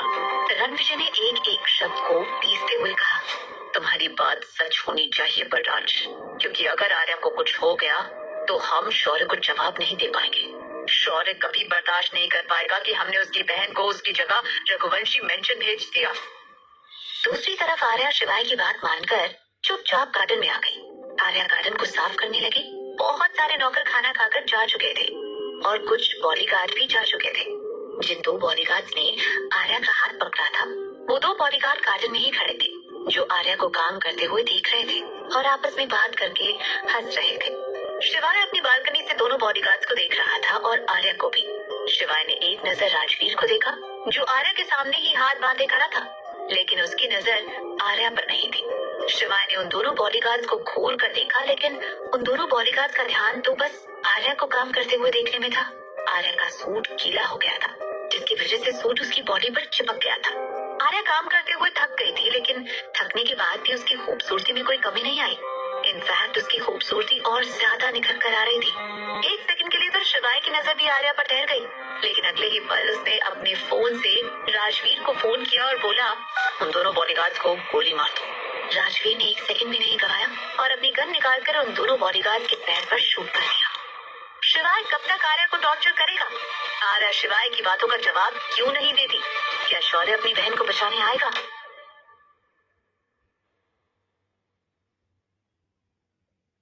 पैर पर गोली लगने की वजह से वो दोनों बॉडीगार्ड धड़ाम से जमीन पर गिर पड़े। दोनों ने ही अपना पैर पकड़ लिया। गोली की आवाज सुनकर आर्या डर गई। उसके हाथ में एक छोटा सा बर्तन था जो सीधा उसके पैर पर गया, लेकिन वो चिल्लाई नहीं। आर्या बिना किसी इमोशन के अपने पैर को देखने लगी और रब करने लगी। शिवाय ने राजवीर को देखा और उसके चेहरे पर एक मुस्कान आ गई। शिवाय ने मन ही मन खुद से कहा, ये अपनी अच्छाइयों से बाज नहीं आएगा। शिवाय का फोन अब भी राजवीर के ब्लूटूथ से कनेक्ट था। शिवाय ने कहा, मैंने तुम्हें गोली मारने के लिए कहा था। राजवीर ने बिना किसी इमोशंस के कहा, सर मैंने आपका ऑर्डर फॉलो किया है। दोनों को गोली मार दी। शिवाय ने फिर मुस्कुरा कर कहा, मैंने जान से मारने के लिए कहा था। राजवीर ने बिना किसी इमोशन के कहा, सर आपने बस गोली चलाने के लिए कहा था। शिवाय ने मुस्कुराकर फिर कहा, राजवीर तुमसे कोई नहीं जीत सकता, तुम बातों में ही फंसा देते हो। खैर छोड़ो, दोनों बॉडीगार्ड्स को उठाकर मेंशन के बाहर फेंक दो और सबको बोल दो कि किसी ने भी इस लड़की को आंख उठाकर भी देखा तो सबकी यही हालत होगी। रघुवंशी मेंशन में लड़कियों की इज्जत होती है, बेशक वो लड़की दुश्मन की बेटी क्यों ना हो। राजपूत हवेली। 20 से 21 साल की लड़की हॉल में आवाज लगा रही थी, आर्या, आर्या कहाँ गई तुम? सुबह से तुम्हें ढूंढ रही हूँ। मेरे पास आओ। आज पूरे दिन में एक बार भी मेरे पास नहीं आई। अब क्या मेरी याद नहीं आती? क्या मेरे पास बैठना तुम्हें अच्छा नहीं लगता? जहाँ कहीं भी हो मेरे पास आ जाओ। बहुत हुआ लुका छुपी का गेम। तभी एक फीमेल नौकर ने उस लड़के को पकड़ कर कहा, दृष्टि मैडम आराम से, आपको लग जाएगी, यहाँ आकर बैठ जाइए। दृष्टि ने नौकर का हाथ पकड़ा और सोफे पर बैठ गई। दृष्टि ने नौकर से कहा, सुबह से आर्या की प्रेजेंस फील नहीं की, उसे बुला दो। कह देना उसकी दृष्टि दीदी बुला रही है। जाओ एक बार देख लो, कहीं मेरा मासूम सा बच्चा मुझसे नाराज तो नहीं है। वो नौकर कुछ बोलती उससे पहले ही वहाँ बलराज आ गया। बलराज ने दृष्टि के सामने बैठते हुए कहा, दृष्टि आर्या यहाँ नहीं है। दृष्टि ने आवाज सुनकर कहा, बलराज अंकल आप यहीं बैठे हैं मेरे सामने? बलराज ने कहा, हाँ दृष्टि, बिल्कुल तुम्हारे सामने बैठा हूँ। दृष्टि ने कहा, अंकल आज सुबह से आर्या से मिली नहीं हूँ, कहाँ गई है वो? बलराज ने कहा, वो बड़े मालिक राणा साहब के साथ फार्म हाउस में गई है। दृष्टि ने कहा, अच्छा तो आर्या यहाँ नहीं है, तभी मैं कहूँ सुबह से उसे आवाज दे रही हूँ और वो मेरी बात सुनी नहीं रही है। जैसे वो फूफा जी के साथ क्यों गई है? वो तो कभी उनके साथ नहीं जाती, बल्कि आप तो जानते ही हैं अंकल, वो तो फूफा जी से डरती है। बलराज ने गुस्से में नौकरों की तरफ देखा और सब नौकरों ने नजरें झुका ली। बलराज ने फिर हंसकर कहा, बेटा वक्त के साथ साथ चीजें बदल जाती हैं। अब आर्या को राणा साहब से इतना डर नहीं लगता। दृष्टि बोली, अच्छी बात है अंकल, मैं तो यही चाहती हूँ कि पापा और बेटी के बीच में ये मीठा सा रिश्ता कायम रहे। रघुवंशी मेंशन। फाइनली 1 बजे तक आर्या ने सारे बर्तन साफ कर दिए और सारा गार्डन भी अच्छे से साफ कर दिया। आर्या को देखकर लग रहा था कि वो कितनी बुरी तरह थक चुकी है। आर्या ने सारा काम करके राजवीर की तरफ देखा। राजवीर ने कहा, थोड़ी देर रेस्ट कर लो। आर्या ने सवाल भरी नजरों से देखा, जैसे पूछ रही हो कहाँ पर सोना है। राजवीर कुछ बोलता उससे पहले ही शिवाय वहाँ आ गया। शिवाय ने कहा, तुम्हें सोना नहीं है, चुपचाप उस पेड़ के पास जाकर खड़ी हो जाओ और पूरी रात ऐसे ही खड़ी रहना। अगर तुम सो गई तो मैं शौर्य को नहीं छोड़ूंगा। शिवाय की बात सुनकर आर्या डर गई और चुपचाप जाकर पेड़ के पास खड़ी हो गई। रात का समय था, ठंडी ठंडी हवाएं चल रही थी, जिसकी वजह से आर्या को ठंड लग रही थी। उसका सूट भी पूरी तरह गीला हो गया था, लेकिन वो बिना किसी शिकायत के चुपचाप पेड़ के नीचे खड़ी रही।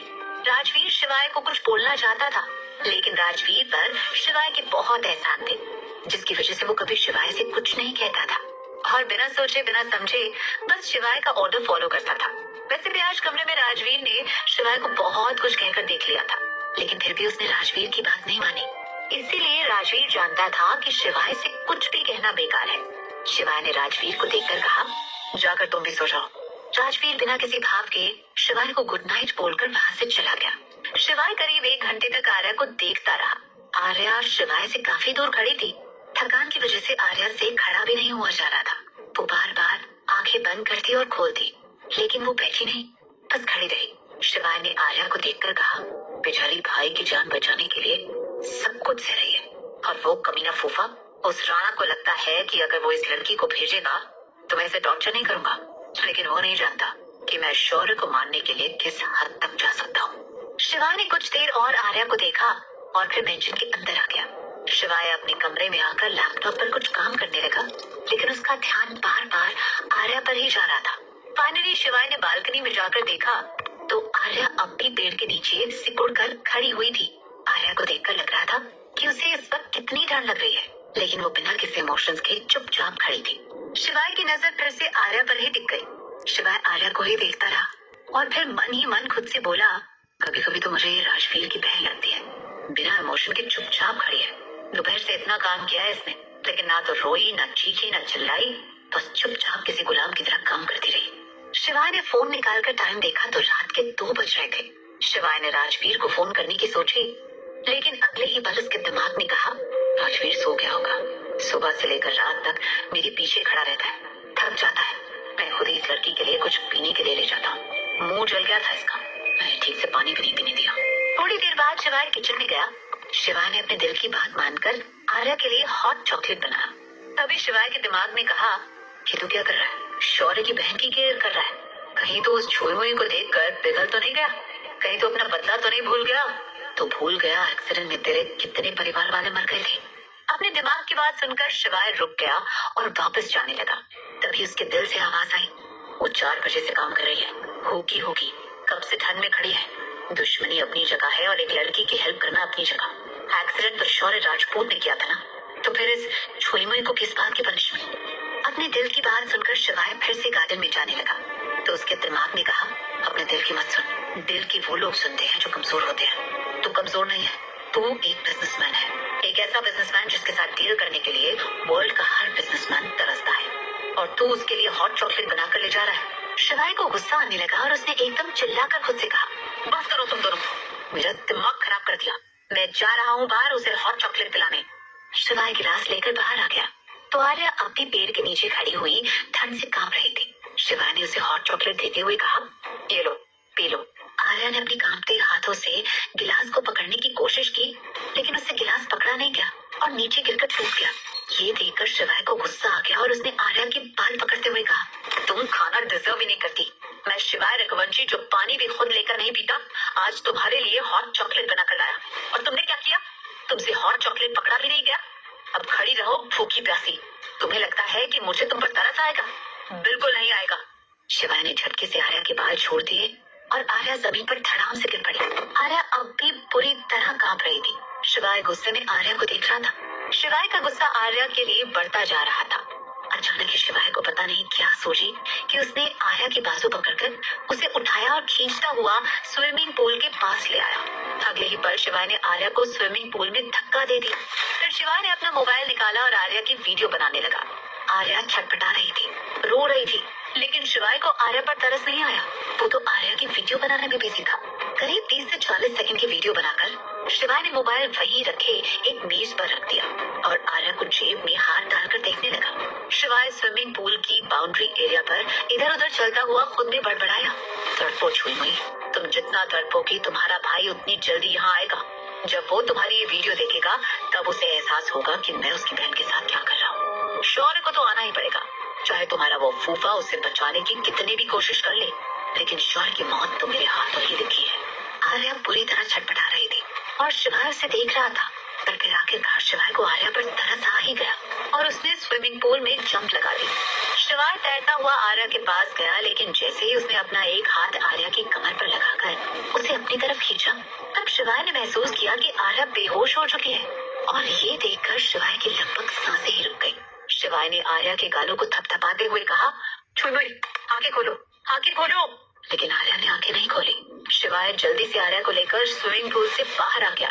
बाहर आते ही आर्या सीधा शिवाय के ऊपर जा गिरी। शिवाय स्विमिंग पूल के किनारे पर लेटा हुआ था और आर्या बेहोशी की हालत में शिवाय के ऊपर। आर्या का सर शिवाय की गर्दन के पास था। शिवाय के दिल की धड़कन फिर से तेज हो गई। शिवाय को कुछ समझ नहीं आ रहा था कि आर्या जब जब उसे छूती है उसके दिल की धड़कन इतनी तेज भागने क्यों लगती है। आर्या ना समझती, लेकिन शिवाय नहीं। शिवाय अच्छे से जानता था कि उसे ऐसा क्यों महसूस होता है। कहीं न कहीं आर्या शिवाय के दिल में बैठ चुकी थी, लेकिन शिवाय ये बात मानने के लिए तैयार नहीं था, क्योंकि वो शौर्य की बहन थी। शिवाय ने कसकर अपनी आंखें बंद कर ली, जैसे वो अपनी फीलिंग्स को कंट्रोल करने की कोशिश कर रहा हो। शिवाय ने हल्की सी करवट ली तो आर्या शिवाय के नीचे आ गई। आर्या की आंखें बंद थी। शिवाय ने आर्या के गाल को हल्का सा थपथपाते हुए कहा, छुई मुई, उठ जाओ। 2-3 बार आर्या का गाल थपथपाने पर आर्या ने धीरे से आंखें खोली। जैसे ही आर्या ने आंखें खोली, शिवाय ने अपने डर को कंट्रोल कर लिया। शिवाय इसलिए डरता था कि कहीं आर्या को कुछ ना हो जाए। अगर आज आर्या को कुछ हो जाता तो शिवाय कभी खुद को माफ नहीं कर पाता। आर्या को पता भी नहीं था कि शिवाय की जान पर बनाई थी। शिवाय लाख बुरा हो, लेकिन ये बात सच थी कि शिवाय को बस शौर्य चाहिए था, और वो आर्या को बस इसीलिए टॉर्चर कर रहा था ताकि शौर्य जल्द से जल्द रघुवंशी मेंशन आ जाए, वरना आर्या को टॉर्चर करने का उसका कोई इरादा नहीं था। अब आर्या शिवाय की आंखों में देख रही थी और शिवाय आर्या की आंखों में। शिवाय ने आर्या को देखा तो उसकी नजर फिर से आर्या पर ही टिक गई। आर्या के गीले बाल उसके गाल पर चिपके हुए थे। शिवाय ने धीरे से आर्या के बालों को उसके चेहरे से हटा दिया।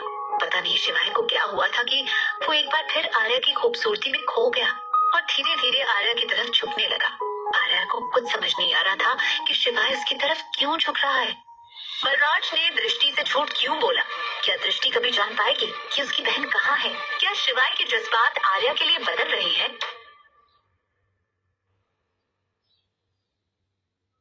शिवाय की आंखें बंद थी।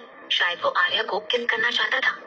शिवाय आर्या को किस कर पाता उससे पहले ही आर्या ने अपने दोनों हाथ शिवाय के सीने पर रखे और उसे धक्का दे दिया। शिवाय अपना बैलेंस नहीं बना पाया और थोड़ा सा पीछे होकर गिर गया। आर्या जल्दी से उठकर दूर जाकर खड़ी हो गई। आर्या का ऐसा करना शिवाय को अच्छा नहीं लगा। शिवाय भी गुस्से में खड़ा हुआ और आर्या के पास गया। उसने आर्या के बालों को मुट्ठी में भरकर उसकी आंखों में देखकर एक एक शब्द को चबाते हुए बोला, अगर मैं तुम्हें किस करूंगा तो तुम रोक नहीं पाओगी, समझी? इतना कहकर शिवाय ने आर्या के बालों को छोड़ दिया और गुस्से में वहां से चला गया। शिवाय अपने कमरे में आ चुका था। उसने लैपटॉप पर थोड़ा सा काम किया और फिर बेड पर जाकर लेट गया। शिवाय सोना चाहता था लेकिन उसकी आंखों में नींद नहीं थी। वो जब जब आंखें बंद करता उसे आर्या के साथ स्विमिंग पूल वाला इंसिडेंट याद आता। शिवाय करवट लेने लगा लेकिन फिर भी उसकी आंखें नींद से कोसों दूर थी। शिवाय ने अपनी आंखें खोली, अपनी बेचैनी को कंट्रोल करने की कोशिश की और फिर से आंखें बंद कर ली। आंखें बंद करते ही फिर से उसकी आंखों के सामने आर्या का मासूम सा चेहरा आ गया।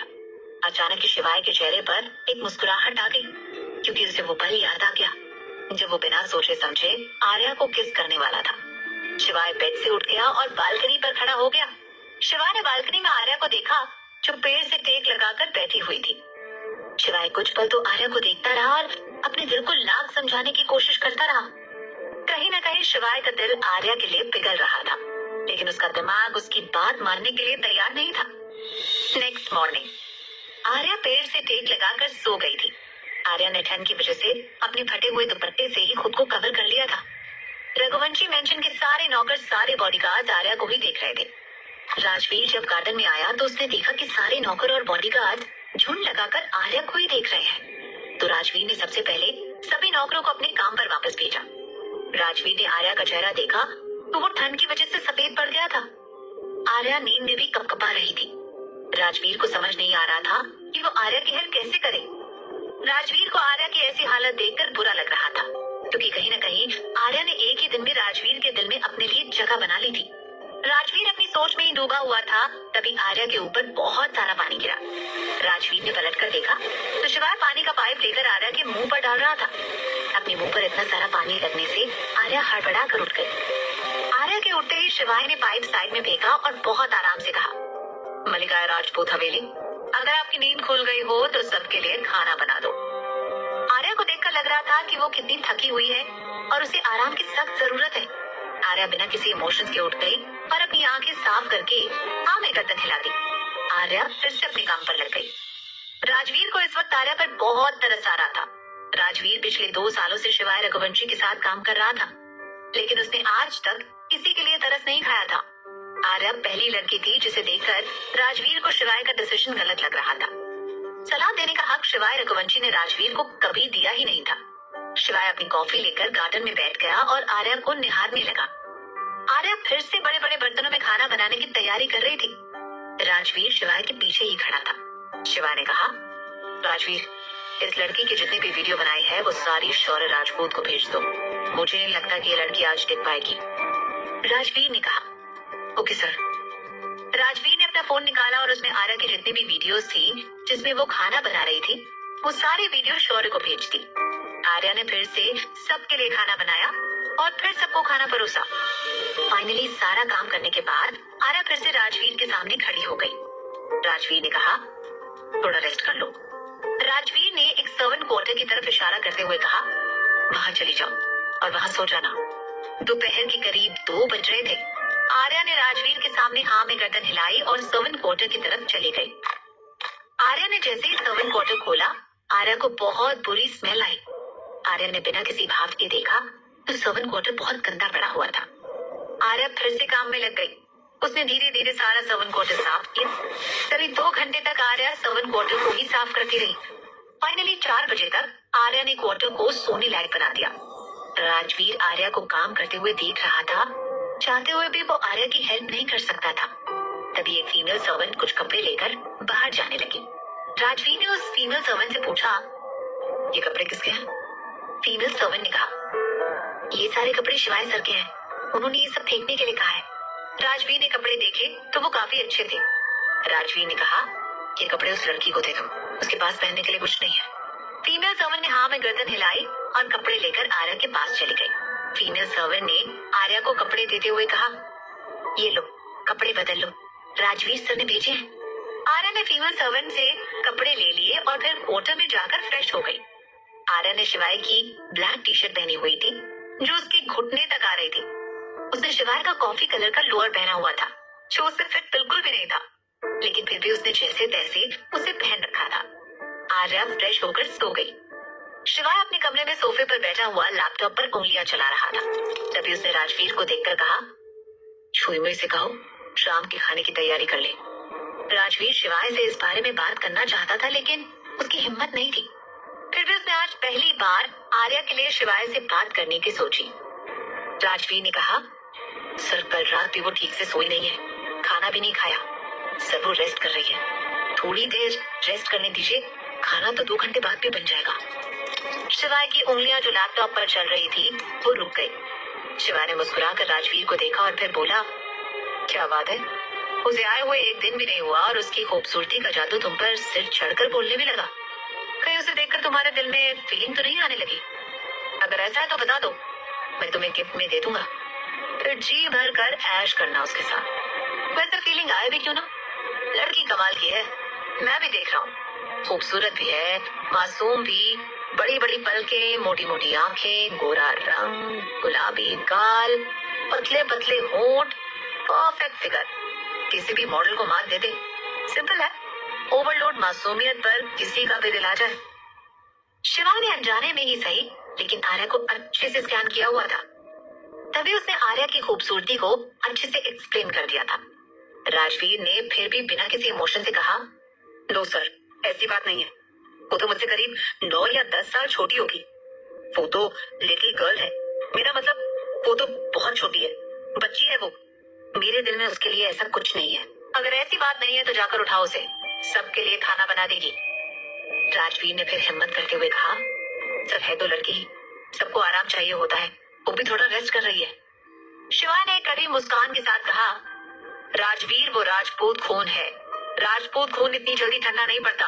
अब मुझसे बहस मत करो और जाकर उठाओ उसे, और अगर तुमसे नहीं उठाया जाता तो मैं जाकर उठाता हूँ।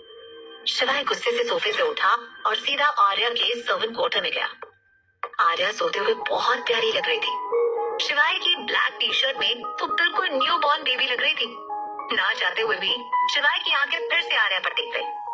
करीब 40 सेकेंड जी भर के देखने के बाद शिवाय ने अपने इमोशंस चेंज किए और आर्या का हाथ पकड़कर उठाते हुए बोला, तुम यहाँ सोने नहीं आई हो, भूल गई? अपने भाई के बदले आई हो तो तुम्हें तो मेरा टॉर्चर सहना ही पड़ेगा। आर्या मुश्किल से 1 घंटा भी नहीं सोई थी। शिवाय ने उसका हाथ पकड़ा और लगभग घसीटता हुआ गार्डन में ले आया। शिवाय ने आर्या को गार्डन में धक्का दे दिया और आर्या धड़ाम से जमीन पर गिर पड़ी। शिवाय ने गुस्से में आर्या को पॉइंट करते हुए कहा, जो काम कहा जाए वो करती रहो, जब तक तुम्हारा भाई तुम्हें लेने नहीं आता तब तक तुम ऐसे ही काम करती रहोगी, समझी तुम? आज के बाद मैं तुम्हें दिन में आराम करता हुआ ना देखूं। आर्या के हाथ में चोट आ गई थी, लेकिन फिर भी उसकी आंखों में एक आंसू नहीं आया। शिवाय ने आर्या को पॉइंट करते हुए कहा, ए छुईमुई, ये जो स्विमिंग पूल है ना, इसका सारा पानी तुम्हें बाल्टी से निकालना है, समझ आया? आर्या ने हाँ में गर्दन हिला दी। शिवाय ने एक बॉडीगार्ड की तरफ देखकर कहा, एक बाल्टी लाकर दे दो इसे। शिवाय फिर राजवीर से बोला, चलो हमें मेहता ग्रुप के साथ मीटिंग अटेंड करनी है। राजवीर को एक बार फिर शिवाय पर गुस्सा आ रहा था, लेकिन उसने अपना गुस्सा कंट्रोल कर लिया। राजवीर ने हाँ में गर्दन हिलाई और फिर वो दोनों वहां से चले गए। रात के करीब 11 बजे शिवाय और राजवीर मीटिंग खत्म करके रघुवंशी मेंशन में लौटे। राजवीर और शिवाय दोनों गाड़ी से उतरे। राजवीर गाड़ी लॉक करने लगा और शिवाय तेज कदमों से आगे बढ़ गया और तभी राजवीर के कानों में धड़ाम की आवाज आई। राजवीर ने एकदम से शिवाय की तरफ देखा तो शिवाय गार्डन में गिरा हुआ था। राजवीर को हंसी आ गई और वो हंसते हुए बोला, सर आज तो आपने ड्रिंक भी नहीं किया, फिर भी गिर गए। राजवीर जैसे शिवाय को उठाने के लिए उसकी तरफ चला, शिवाय ने उसे हाथ दिखाकर रोकते हुए कहा, रुक जा राजवीर, यहाँ हर तरफ पानी है, लगता है इस छुईमुई ने स्विमिंग पूल का सारा पानी निकालकर गार्डन में फेंक दिया है। शिवाय जैसे तैसे उठा और उसने गार्डन में नजर घुमाई।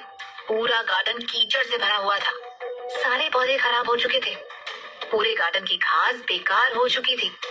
ये सब देखकर शिवाय का गुस्सा 7वें आसमान पर पहुंच गया। शिवाय एक और कदम चला था कि तभी फिर से धड़ाम से जमीन पर गिर पड़ा। उसके अब पूरे कपड़े कीचड़ में सन चुके थे। ये देखकर राजवीर अपनी हंसी कंट्रोल करने की कोशिश कर रहा था। शिवाय ने गुस्से में राजवीर को देखा और राजवीर ने अपना मुंह घुमा लिया। शिवा ने आर्या को देखा जो पेड़ से टेक लगाकर सो रही थी। शिवाय संभलता हुआ आर्या के पास गया और उसने आर्या की बाजू पकड़कर उठाकर चिल्लाते हुए कहा, तुम्हारा दिमाग खराब है या दिमाग ही नहीं है? पागल तो नहीं हो? ये क्या किया तुमने? मेरा सारा गार्डन खराब कर दिया, बेवकूफ लड़की।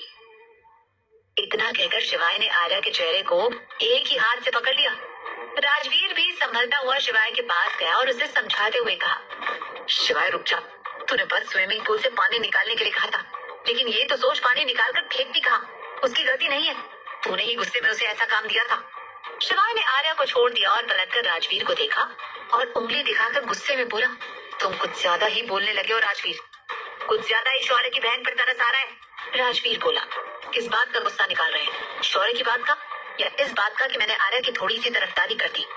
वक्त बुरा चल रहा है शिवाय, वरना मैं और तुम शौर्य की बहन को इज्जत के साथ मेंशन में लेकर आते। शिवाय चिल्लाया, सीनियर औकात में रहो।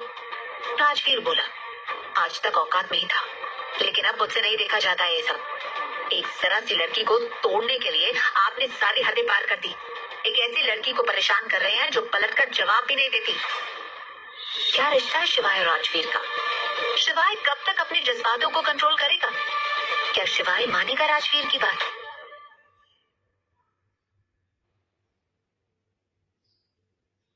शिवाय हैरानी से राजवीर को देख रहा था। आज से पहले राजवीर ने कभी शिवाय से ऐसी बातें नहीं की थी, इतनी हिम्मत तो कभी नहीं दिखाई थी। कुछ तो था आर्या में कि राजवीर उसके लिए शिवाय से बगावत करने के लिए भी तैयार हो गया था। अपनी बात बोलकर राजवीर वहाँ से चला गया। शिवाय राजवीर को जाते हुए देख रहा था। राजवीर का ऐसा जाना शिवाय को अच्छा नहीं लग रहा था। ऐसा लग रहा था जैसे दिल का कोई हिस्सा उसे छोड़कर जा रहा हो।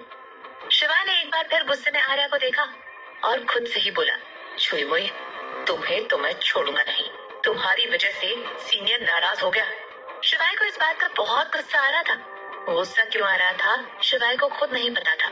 क्या इसीलिए कि आर्या ने आते ही राजवीर के दिल में जगह बना ली थी, या फिर इसलिए कि राजवीर शिवाय को उसकी गलतियों का एहसास करवा रहा था। राजपूत हवेली। दृष्टि हवेली के गार्डन में बैठी हुई थी, लेकिन दृष्टि का मन बहुत बेचैन था। उसे आर्या की टेंशन हो रही थी। दृष्टि ने एक नौकर को आवाज लगाई और वो आकर दृष्टि के सामने खड़ा हो गया। दृष्टि ने कहा, आर्या अभी तक नहीं आई। तभी रणविजय सिंह राणा की गाड़ी राजपूत हवेली के अंदर आई। दृष्टि ने गाड़ी की आवाज सुनी तो नौकर से पूछा, कौन आया? क्या आरू आ गई? नौकर ने कहा, मैडम राणा साहब अकेले आए हैं। अब दृष्टि की बेचैनी बढ़ने लगी। दृष्टि ने भरे गले से ही कहा, मैं देख नहीं सकती, इसलिए तुम सब मुझसे झूठ बोल रहे हो। मुझे बताओ मेरी आर्या कहाँ है? शौर्य भैया भी यहाँ नहीं है, प्लीज मुझे बताओ मेरी आर्या कहाँ है? नौकर ने धीरे से कहा, मेम साहब अभी राणा साहब घर पर हैं, मैं बाद में बता दूंगा। इतना कहकर वो चुपचाप अंदर चला गया। नौकर की बात सुनकर दृष्टि की बेचैनी बढ़ गई। दृष्टि को जो घबराहट हो रही थी, कहीं न कहीं वो सच था। दृष्टि ने कल से आर्या से बात नहीं की थी। दृष्टि का मन बेचैन हो रहा था। दृष्टि और उस नौकर की बात बलराज चुपचाप एक जगह खड़ा होकर सुन रहा था। दृष्टि को तो खबर भी नहीं थी कि उसकी बहन के साथ क्या हो रहा है। दूसरी तरफ आर्या रघुवंशी मेंशन में काम कर रही थी। शिवाय की नजर बस आर्या पर ही थी। शिवाय ना चाहते हुए भी आर्या को ही देख रहा था। शिवाय ने मन ही मन खुद से कहा, इस छुई मुई पर मेरे कपड़े कितने अच्छे लगते हैं। तभी वहाँ ड्रैगन भागता हुआ आया। शिवाय ने ड्रैगन को अपने पास बुलाया, लेकिन ड्रैगन शिवाय के पास न जाकर आर्या के पास चला गया। आर्या अपने काम में बिजी थी। जैसे ही ड्रैगन आर्या के पास आया, आर्या ने ड्रैगन के सिर पर हाथ फेरा और फिर एक बॉल उठाकर गार्डन की तरफ फेंक दी। ड्रैगन भागता हुआ गार्डन में गया और बॉल उठाकर वापस मेंशन के अंदर आर्या के पास आ गया। आर्या ने फिर से बॉल ली और गार्डन में फेंक दी। ड्रैगन फिर से भागता हुआ गया, फिर से बॉल लेकर आ गया। आर्या दोबारा बॉल फेंकती उससे पहले शिवाय ने चिल्ला कर कहा, तुम यहाँ ड्रैगन के साथ खेलने आई हो? चुपचाप सफाई करो। शिवाय के चिल्लाने से एक बार फिर आर्या डर गई। उसने बॉल वहीं रख दी और सोफे की डस्टिंग करने लगी। शिवाय ने ड्रैगन को अपने पास बुलाने की कोशिश की, लेकिन ड्रैगन तो आर्या के आसपास ही घूम रहा था। शायद ड्रैगन और आर्या की दोस्ती हो गई थी। थोड़ी देर बाद आर्या मेंशन का काम करके गार्डन में गई। उसे रात का खाना जो बनाना था। आर्या सब्जी काटने लगी और तभी उसका हाथ कट गया। आर्या के हाथ से खून निकलने लगा। शिवाय उसे देख रहा था। एक पल के लिए तो शिवाय का मन हुआ कि वो अभी आर्या के पास चला जाए, लेकिन फिर कुछ सोच कर रुक गया। आर्या ने वहीं रखा एक कपड़ा उठाया और अपने हाथ पर बांध लिया और फिर से काम करने लगी। रात को शिवाय अपने कमरे में लैपटॉप पर काम कर रहा था। अचानक से उसे वो पल याद आया जब आर्या का हाथ कट गया था। शिवाय ने अपना लैपटॉप बंद कर दिया और उठकर गार्डन में गया। शिवाय को बेचैनी होने लगी। शिवाय अपनी बेचैनी कम करना चाहता था, लेकिन उसकी बेचैनी बढ़ती जा रही थी। आखिरकार शिवाय ने अपनी आंखें बंद की और गुस्से में एक पंच बालकनी की दीवार पर दे मारा। शिवाय कमरे के अंदर आया। उसने एक ड्रॉर खोला, उसमें से एक दवाई निकाली और अपने कमरे से निकलकर सीढ़ियों से होता हुआ गार्डन में चला गया। शिवाय सीधा उस कमरे में गया जहाँ आर्या सो रही थी। शिवाय ने आर्या को देखा तो कुछ सेकंड तक देखता ही रहा। शिवाय ने आर्या के हाथों की तरफ देखा जहाँ बहुत सारे कट लगे हुए थे और जगह जगह से छिला भी हुआ था। शिवाय धीरे से आर्या के पास आया और एक स्टूल लेकर आर्या के पास बैठ गया। शिवाय ने अपना एक हाथ आर्या के माथे पर लगाया और धीरे धीरे सहलाने लगा। इस वक्त शिवाय को बहुत ज्यादा गिल्ट फील हो रहा था। उसके कानों में राजवीर की कही बातें घूम रही थी। शिवाय आर्या की हथेली पर दवाई लगाने लगा। दूसरी तरफ एक 13 साल की लड़की हाथों में रिपोर्ट बुक पकड़े खड़ी हुई थी और उसके सामने एक आदमी बैठा हुआ था। वो आदमी गुस्से में उस लड़की को देख रहा था और वो लड़की डर के मारे कांप रही थी। उस लड़की ने अपने कांपते हाथों से रिपोर्ट बुक उस आदमी के सामने रख दी। उस आदमी ने लड़की की रिपोर्ट बुक उठाई और रिपोर्ट बुक देखकर उस लड़की को घूर कर देखने लगा। उस आदमी ने चिल्लाते हुए कहा, मैं तुम्हें इतने महंगे स्कूल में पढ़ा रहा हूँ और तुम होके फेल होकर घर आ गई और तुम्हें शर्म भी नहीं आई। अपनी रिपोर्ट कार्ड लेकर बेशर्मों की तरह मेरे सामने आकर खड़ी हो गई। वो लड़की तो पहले ही बहुत ज्यादा डरी हुई थी, पर उस आदमी के घूर के देखने की वजह से और ज्यादा डर गई और वो इतना डर गई कि उसके नीचे के कपड़े गीले हो गए। उस आदमी ने उस लड़की को देखा जिसका लोअर पार्ट गीला हो चुका था।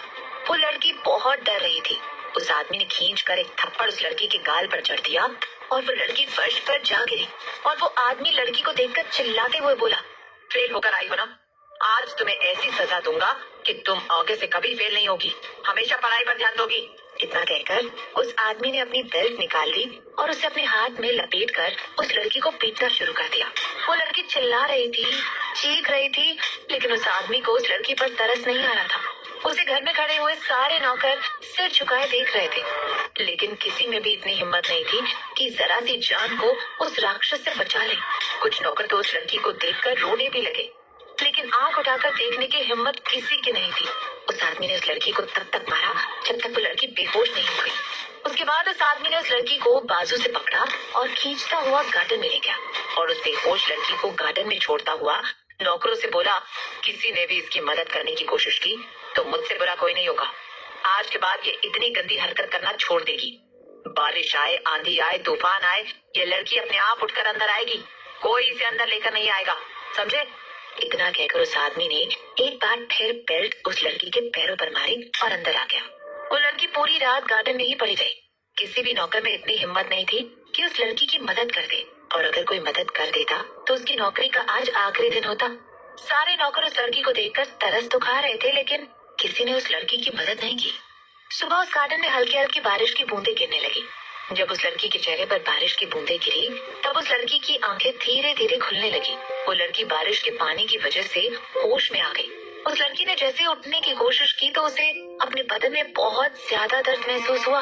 वो दर्द बहुत ज्यादा था, इतना कि किसी आम इंसान के लिए सहना बहुत मुश्किल था, लेकिन वो नन्ही सी जान उस दर्द को बर्दाश्त कर रही थी। उस लड़की ने जैसे तैसे अपनी आंखें खोली तो उसके सामने वो आदमी ही खड़ा था जिसने कल रात उसे बेल्ट से मारा था, और आज भी उस आदमी के हाथ में बेल्ट थी। और उस आदमी ने एक बार फिर बेल्ट को अपने हाथ पर लपेटा और उस लड़की के पैरों पर मारी, जिससे लड़की की चीख निकल गई। वही आर्या ने झटके से अपनी आंखें खोली। वो डर के मारे कांप रही थी। वो जल्दी से उठ गई और उसके सामने शिवाय बैठा था। उसने डर कर शिवाय को गले लगा लिया। आर्या बुरी तरीके से कांप रही थी और शिवाय, उसे तो समझ ही नहीं आया कि अचानक से आर्या को हुआ क्या, लेकिन शिवाय ने अपनी बाहें आर्या पर लपेट दी। शिवाय इतना तो समझ गया था कि आर्या ने शायद कोई बुरा सपना देखा है, जिस वजह से वो इतना डर गई है। और आर्या, वो तो शिवाय के सीने में घुसने को तैयार थी। उसका बदन पूरी तरीके से कांप रहा था। शिवाय ने आर्या पर अपनी पकड़ बनाई और उसके बालों को सहलाने लगा और धीरे से उसके कान में बोला, कुछ नहीं हुआ छोड़ भाई, सो जाओ। लेकिन आर्या तो लगातार कांप रही थी। ना तो उसकी आंखों में आंसू थे, ना ही उसके मुंह में जुबान, बस वो बुरी तरीके से कांप रही थी। शायद आर्या ने एक बुरा सपना देखा था, या शायद आर्या उस सपने को जी चुकी थी और इसीलिए डर रही थी। शिवाय आर्या को ही संभालता रहा। उसके सिर को धीरे धीरे सहलाना शुरू कर दिया। शिवाय फिर से बोला, छुई बुई, मैं हूं ना, सो जाओ। कुछ नहीं हुआ है। शिवाय आर्या को संभाल रहा था। उसने आर्या पर अपनी पकड़ मजबूत की हुई थी और धीरे धीरे आर्या भी शिवाय के सीने से लगकर सो गई। शिवाय ने जब आर्या की गर्म सांसें अपनी गर्दन पर महसूस की तो उसे समझ आ गया कि आर्या सो चुकी है। शिवाय ने आर्या को धीरे से बेड पर लेटा दिया, उसे ब्लैंकेट से कवर किया और उसके हाथों में फिर से दवाई लगाई और अनजाने में ही उसके माथे को चूम लिया। शिवाय उठ गया और जेब में हाथ डालकर आर्या को देखने लगा। आज शिवाय को आर्या पर बहुत प्यार आ रहा था, लेकिन कहीं न कहीं उसने अपने एहसास को दबा लिया और आर्या के कमरे से निकल गया। लेकिन जैसे ही वो आर्या के कमरे से निकला, राजवीर से टकरा गया। राजवीर के हाथ में भी एक ट्यूब थी। शायद राजवीर भी आर्या के जख्मों पर दवाई लगाने आया था। राजवीर ने जब शिवाय के हाथ में भी ट्यूब देखी तो राजवीर ने अपने हाथ की ट्यूब बहुत चालाकी से जेब में रख ली, क्योंकि वो जानता था कि अगर उसके हाथ में शिवाय ने ट्यूब देख ली तो गलत ही मतलब निकाल लेगा। राजवीर ने शिवाय को शक भरी नजरों से देखा। राजवीर समझ तो गया था कि शिवाय के अंदर का अच्छा इंसान उसे यहाँ तक खींच कर ले आया था, लेकिन फिर भी उसने शिवाय से पूछा, सर आप यहाँ क्या कर रहे हैं? शिवाय बोला, कुछ नहीं, बस ऐसे ही आ गया था। इतना कहकर शिवाय जाने लगा, लेकिन राजवीर ने शिवाय की बाजू पकड़ ली और उसे अपनी तरफ घुमा कर बोला, एक वक्त था जब मैं तुम्हारा सीनियर था और तुम मेरे जूनियर। मेरे ही दिए हुए नोट्स से तुमने अपनी स्टडी कंप्लीट की है। एक वक्त था जब तुम बुक्स लेकर मेरे पीछे पीछे भागते थे। राजवीर भैया ये समझा दो, राजवीर भैया वो समझा दो, राजवीर भैया 4 दिन रह गए एग्जाम के, राजवीर भैया पास नहीं हुआ तो पापा से डांट पड़ेगी, याद है कि भूल गए? एक वक्त था जब तुम तीनों भाई मुझसे मिलने के लिए घंटों कैंटीन में इंतजार किया करते थे, और एक वक्त ये है कि मैं तुम्हारा गुलाम बनकर रह रहा हूँ। चलो आज कुछ देर के लिए मेरा और तुम्हारा रिश्ता भूल जाते हैं। मैं भूल जाता हूँ कि तुमने मुझ पर बहुत एहसान किए हैं। मैं भूल जाता हूँ कि मैं तुम्हारा गुलाम हूँ और तुम्हें कभी छोड़ कर नहीं जाऊंगा। मैं भूल जाता हूँ कि मुझे तुम्हारी हर बात माननी है। आज फिर से कॉलेज वाला टाइम थोड़ी देर के लिए जी लेते। शिवाय राजवीर से नजरें नहीं मिला पा रहा था, वो तो बस वहां से जाना चाहता था, लेकिन राजवीर ने शिवाय की बाजू पकड़ी हुई थी। शिवाय कुछ बोला नहीं। इतने में राजवीर ने फिर कहा, चलो आज मैं तुम्हें एक सीनियर के हक से पूछता हूँ, मुझे बताओगे कि यहाँ क्यों आए थे? क्या शिवाय राजवीर का जवाब देगा? क्या आर्या ने सच में एक बुरा सपना देखा था या फिर ये उसके अतीत से जुड़ा हुआ था? आखिर आर्या रोती क्यों नहीं, शिवाय से बात क्यों नहीं करती?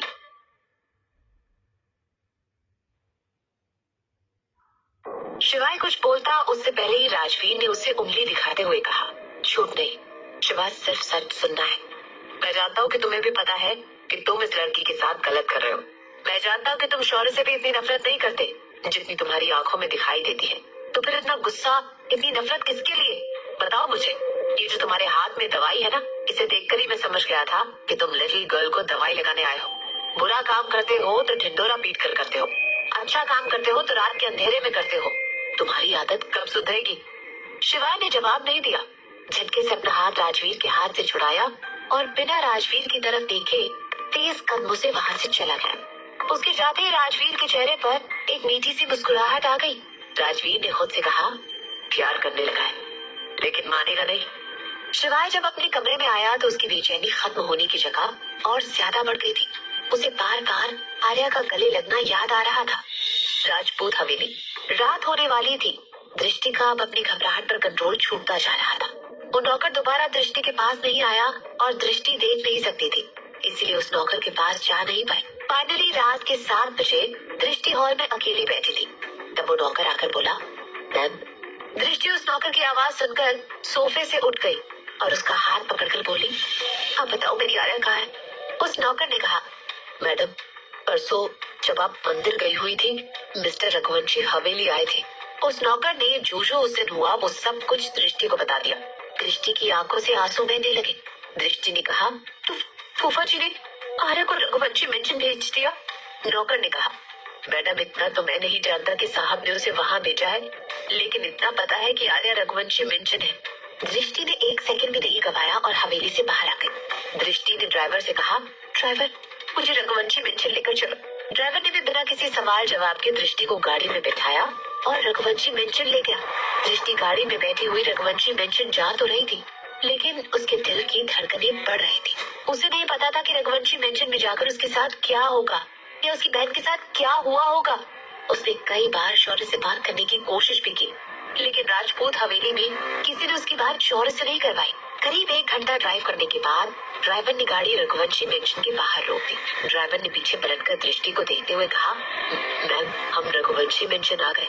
दृष्टि ने कहा, मुझे रघुवंशी मेंशन के मेन गेट तक छोड़ दो। ड्राइवर ने दृष्टि को रघुवंशी मेंशन के मेन गेट पर छोड़ दिया।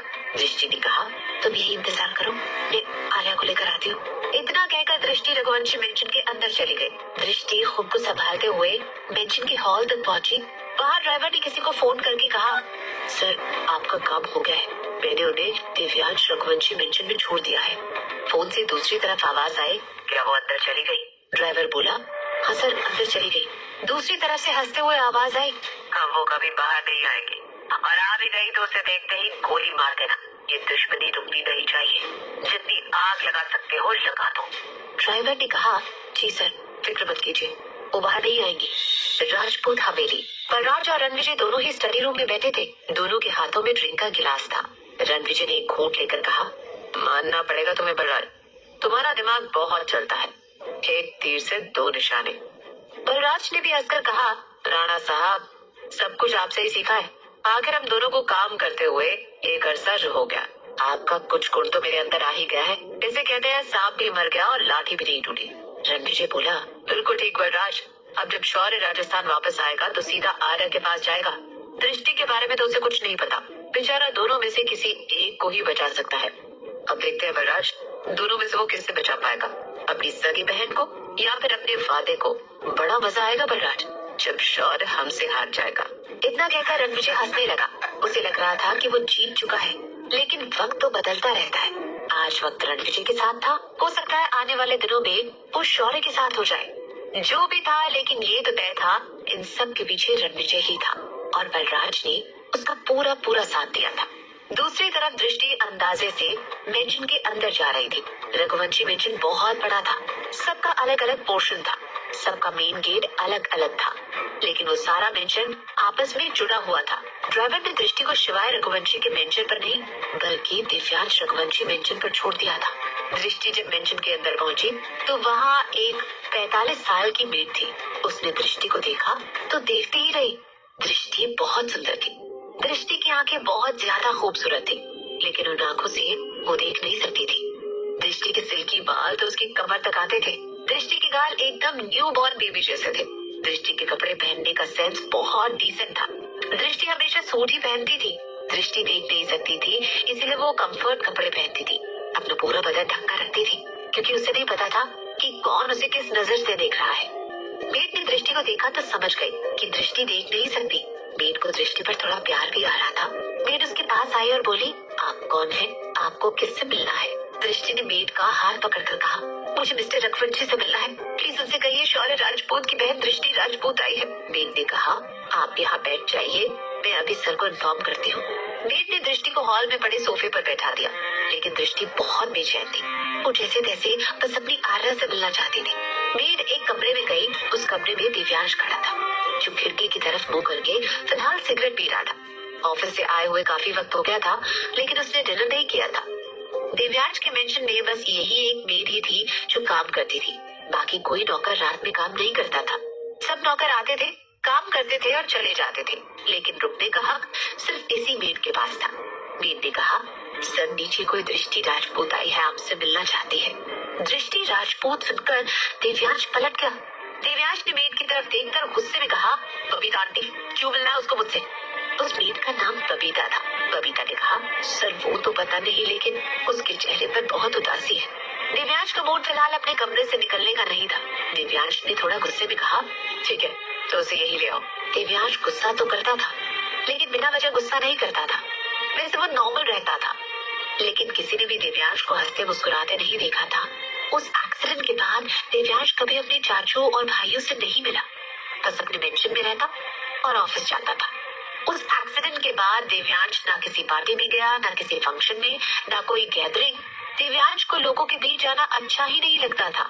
थोड़ी देर बाद बबीता दृष्टि का हाथ पकड़कर दिव्यांश के कमरे में ले आई। दिव्यांश अभी पलट कर खड़ा था। बबीता ने कहा, सर दृष्टि। दिव्यांश ने बिना पलटे कहा, तुम जा सकते हो। बबीता वहाँ से चली गई। दिव्यांश ने दृष्टि को पलट कर नहीं देखा। वो खिड़की के पास ही खड़ा रहा और सिगरेट पीता रहा। दिव्यांश ने अपनी भारी भरकम आवाज में कहा, तो बोलो क्यों मिल रहा है मुझसे? क्यों आई हो रघुवंशी मेंशन? दृष्टि ने कहा, मैं दृष्टि राजपूत हूँ, शौर्य राजपूत की बहन।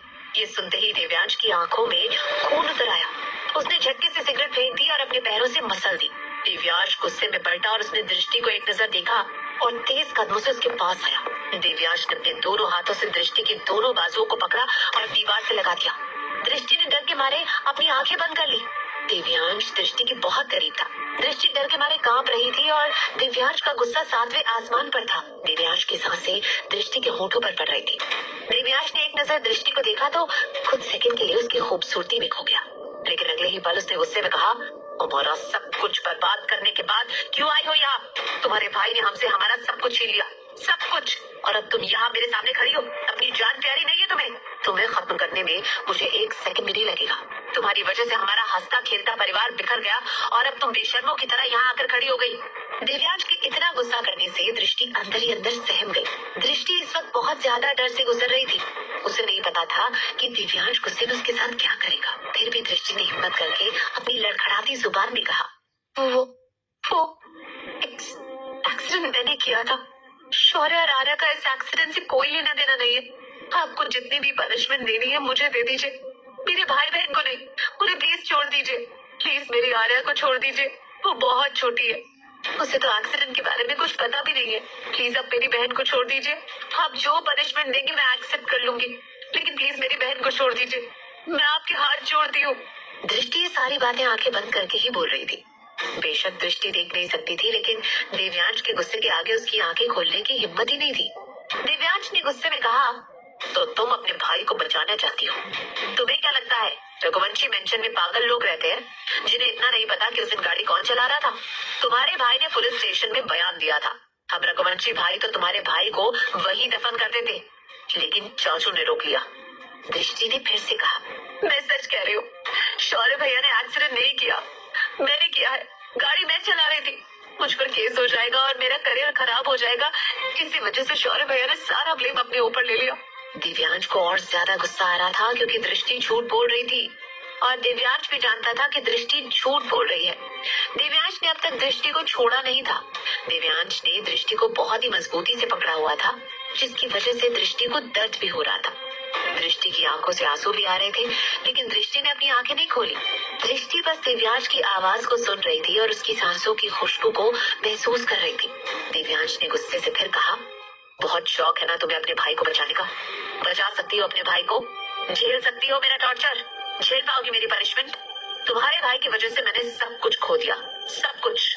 तुम जानते भी हो हमारे परिवार के कितने लोग मरे एक्सीडेंट में, बिखर गया हमारा परिवार, एक हंसता खेलता परिवार बर्बाद कर दिया तुम्हारे भाई ने, और अब तुम मेरे सामने खड़ी हो अपने भाई की वकालत करने के लिए।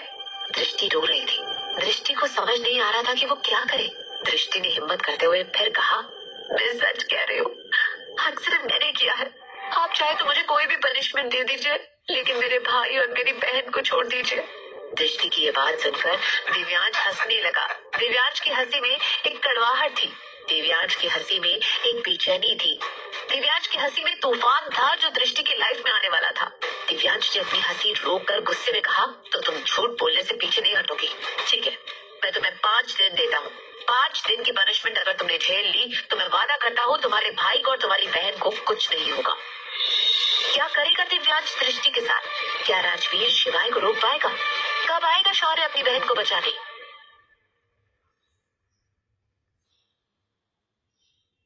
दृष्टि के दिल में एक सुकून सा पैदा हुआ। उसे लगा कि अगर वो किसी तरह दिव्यांश की पनिशमेंट झेल लेगी तो उसके भाई बहन को कुछ नहीं होगा। दृष्टि ने नम आंखों से हाँ में गर्दन हिला दी।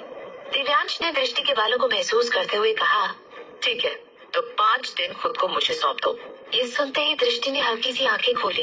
दृष्टि इतनी हैरान थी कि एक सेकंड के लिए तो उसके शरीर से प्राण ही चले गए थे। वो गिरने ही वाली थी, लेकिन दिव्यांश ने उसे पकड़ा हुआ था, इसीलिए वो गिरी नहीं। अगर दिव्यांश ने उसे नहीं पकड़ा होता तो वो गिर जाती। दृष्टि ने ये तो सोचा ही नहीं था कि दिव्यांश उसे ऐसी पनिशमेंट भी दे सकता है। दिव्यांश ने हंसकर कहा, क्या हुआ, पनिशमेंट नहीं झेलनी? अपने भाई बहन को नहीं बचाना? बस 5 दिन खुद को मुझे दे दो। क्या हुआ, नहीं दे सकती? तुम्हें क्या लगता मैं तुम्हें पनिशमेंट के तौर पर मारूंगा, घर के काम करवाऊंगा? नहीं, तुमसे तुम्हारी सबसे कीमती चीज छीन लूंगा, तुम्हें एक जिंदा लाश बना दूंगा, तुम्हें खुद से ही नफरत हो जाएगी। तुम्हें देखकर तुम्हारा भाई पागल हो जाएगा, तिल तिल मरेगा, तड़पेगा, तभी मेरे दिल को सुकून मिलेगा। इतना कहकर दिव्यांश ने दृष्टि को झटके से छोड़ दिया। दिव्यांश दृष्टि की साइड से पलटकर खड़ा हो गया और जोर से बोला, तुम्हारे बस की नहीं है, तुम जाओ यहाँ से। हमारा और शौर्य राजपूत के बीच में आने की सोचना भी मत। हम दोनों भाई शौर्य को किसी भी हालत में नहीं छोड़ेंगे। जान तो हम उसकी लेकर रहेंगे। तुम लड़की हो, तुम्हें मैं हर्ट नहीं करना चाहता, इसलिए कह रहा हूँ, चली जाओ यहाँ से और पलट कर इस मेंशन की तरफ मत देखना। तुम्हारा नाजुक बदन मेरी पनिशमेंट को झेल नहीं पाएगा। दृष्टि जहाँ खड़ी थी वहीं झटके से बैठ गई। दृष्टि को इस वक्त इतना सदमा लगा था जिसे सिर्फ दृष्टि ही जानती थी। दृष्टि ने मन ही मन खुद से कहा, सोच क्या रही है दृष्टि, तू तो वैसे भी अंधी है, कोई तुझे अपने घर की इज्जत क्यों बनाएगा? तुझे क्या लगता है दृष्टि, कोई राजकुमार आएगा, तेरा हाथ थाम लेगा, अपनी आंखों से तुझे दुनिया दिखाएगा? कोई नहीं थामेगा तेरा हाथ। अगर किसी ने तरस खाकर तेरा हाथ थाम भी लिया तब भी तो उसके ऊपर बोझ ही होगी। तेरी इज्जत तेरे भाई बहन के काम आ जाएगी। आर्य और शौर्य भैया बच जाएंगे। दृष्टि बस 5 दिन की बात है। अगर तू खुद को मजबूत कर लेगी तो इस बवंडर से अपने भाई बहन को निकाल लेगी।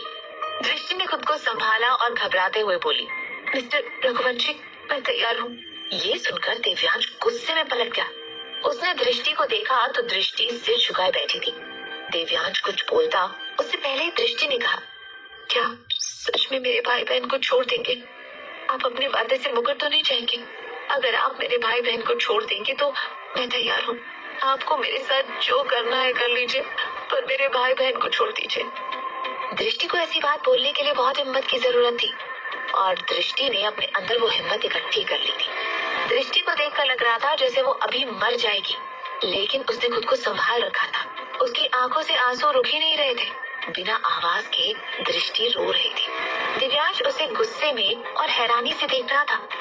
दिव्यांश मन में सोच रहा था, कोई भी लड़की मर जाएगी लेकिन ऐसा काम नहीं करेगी। दिव्यांश को अब गुस्सा आने लगा क्योंकि वो दृष्टि के साथ कुछ गलत नहीं करना चाहता था, लेकिन दृष्टि तो पीछे हटने का नाम ही नहीं ले रही थी। दिव्यांश ने मन ही मन खुद से कहा, ये लड़की इतनी जिद्दी क्यों है?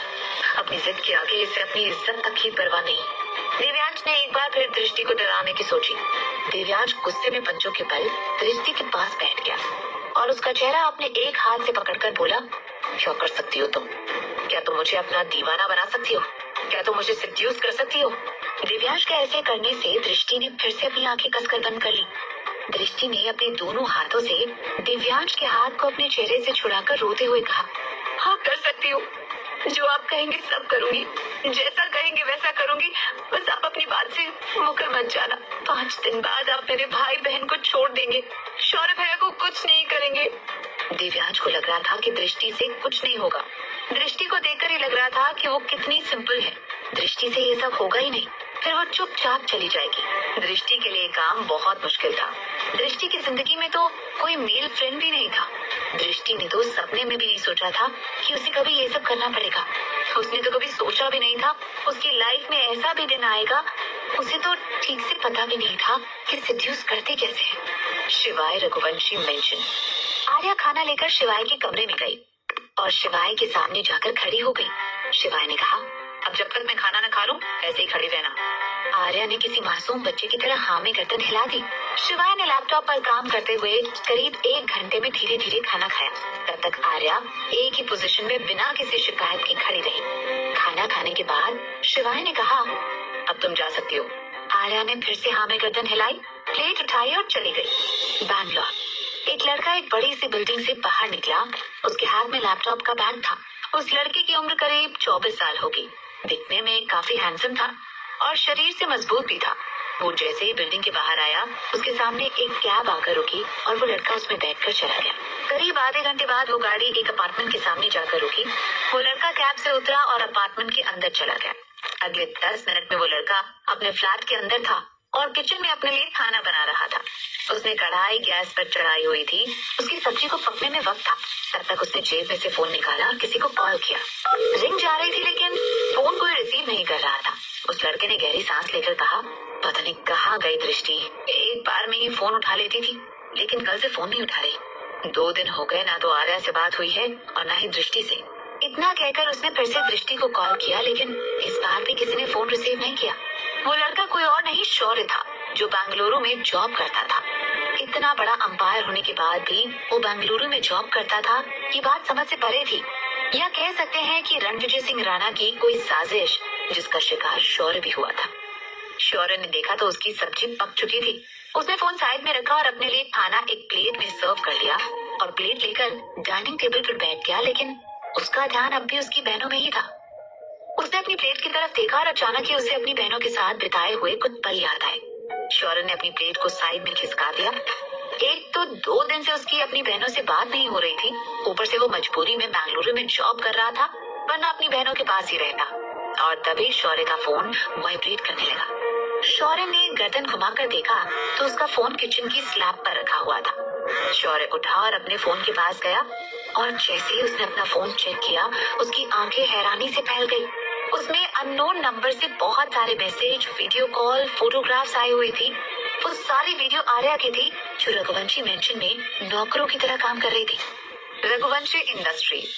शिवाय कॉन्फ्रेंस रूम में बैठा हुआ था। उसके सामने बहुत सारे बिजनेसमैन बैठे हुए थे। वहाँ मीटिंग चल रही थी, लेकिन शिवाय का ध्यान मीटिंग में नहीं था। करीब 1 घंटे बाद मीटिंग खत्म हो गई और सारे बिजनेसमैन उठकर शिवाय से हैंडशेक करके वहाँ से चले गए। उनके जाते ही शिवाय चेयर पर बैठ गया और अपनी आंखें बंद कर ली। और तभी उसने अपने सिर पर किसी का हाथ महसूस किया।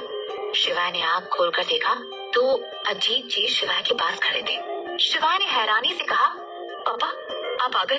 अजीत जी ने कहा, क्या हो गया बेटा, कैसी हालत बना ली है तुम दोनों भाइयों ने।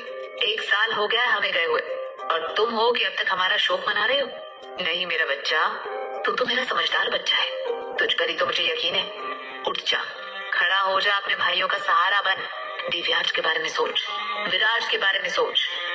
शिवाय अपने पापा को ही देखता रहा और तभी अजीत जी बोले, अब मुझे जाना होगा शिवाय। शिवाय ने नाम में गर्दन हिला और अजीत जी शिवाय के सामने वहाँ से चले गए। और तभी शिवाय ने झटके से आंखें खोल ली। शिवाय चिल्लाकर बोला, नहीं पापा मत जाओ। और अगले ही पल शिवाय को महसूस हुआ कि उसने जागती आंखों से सपना देखा था। आंसू की एक बूंद शिवाय की आंख से गिर गई। रघुवंशी मेंशन। करीब रात के 1 बजे शिवाय का काम खत्म हुआ। शिवाय ने अंगड़ाई ली और बालकनी में खड़ा हो गया। शिवाय बालकनी में जाकर खड़ा हुआ ही था कि उसकी नजर आर्या पर गई, जो आज भी पेड़ के नीचे खड़ी होकर झपकी ले रही थी। शिवाय ने मन ही मन खुद से कहा, आज तो मैंने इसे यहाँ खड़े होने के लिए नहीं कहा था। ये छुई मुई अपना दिमाग कुछ ज्यादा ही चलाती है। शिवाय कुछ मिनटों तक आर्या को निहारता रहा। शिवाय को ये तो महसूस हो गया था कि उसकी आंखें उसका साथ नहीं दे रही हैं। ना चाहते हुए भी वो आर्या पर जाकर ही टिक जाती है।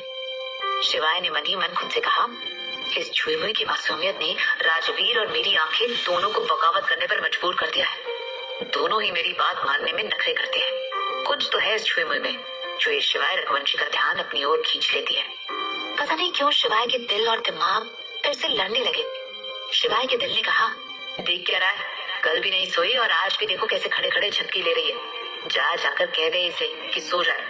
शिवाय के दिमाग ने कहा, दिमाग से काम ले शिवाय रघुवंशी, वो शौर्य की बहन है, उसकी बहन जिसने तेरा सब कुछ छीन लिया। शिवाय ने फिर से अपने दिल और दिमाग को डांटते हुए कहा, चुप करो, तुम दोनों फिर से शुरू हो गए। तुम दोनों ने तो मेरा दिमाग खराब करके रख दिया है। मुझे सोचने दो कि क्या करना चाहिए। ना चाहते हुए भी शिवाय मेंशन के बाहर चला गया और आर्या के सामने खड़ा हो गया।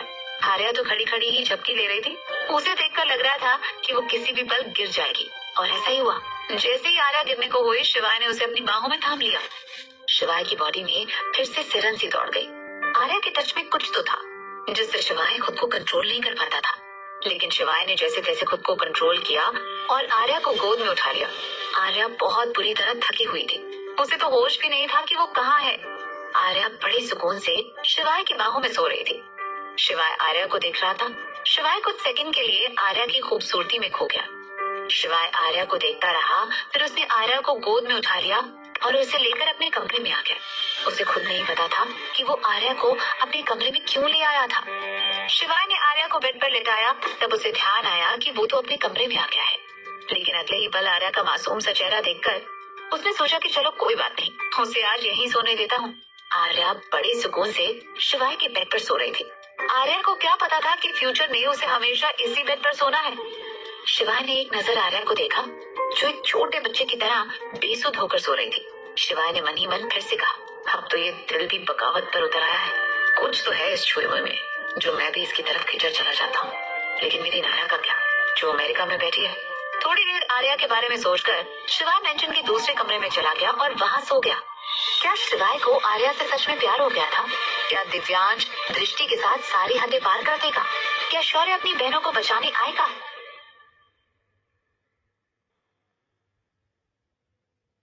राजपूत हवेली। रणविजय सिंह राणा स्टडी रूम में बैठा हुआ था। उसके सामने बलराज हाथ बांधे खड़ा था। रणविजय बोला, बताओ बलराज, क्या खबर है? बलराज ने कहा, शौर्य राजस्थान वापस आ रहा है। ये सुनते ही रणविजय के चेहरे पर एक जीत की मुस्कान आ गई। रणविजय बोला, ये तो होना ही था। जब उसे आर्या के बारे में पता चलेगा तो वो तो राजस्थान आएगा ही। बलराज बोला, आप समझ नहीं रहे राणा साहब, अगर शिवाय और शौर्य के बीच खुलकर बातें हुई तो बहुत सारे राज पर से पर्दा उठ जाएगा। ये सुनते ही रणविजय सिंह जोर जोर से हंसने लगा। रणविजय सिंह बोला, तुम्हें क्या लगता है कि मैंने कच्ची गोलियां खेली है? मैं जानता हूँ कब क्या और कैसे करना है। शौर्य तो मेरे हाथ की कठपुतली है, मैं उसे जैसे चाहूँ वैसे नचा सकता हूँ। तुम बस एक काम करो, शौर्य को शिवाय के पास जाने से रोको। ये सुनते ही बलराज बोला, राणा साहब आप जानते हैं वो मेरे रोकने से नहीं रुकेगा। रणविजय ने कहा, मैं जानता हूँ वो तुम्हारे रोकने से नहीं रुकेगा, लेकिन फिर भी तुम्हें उसे रोकना है।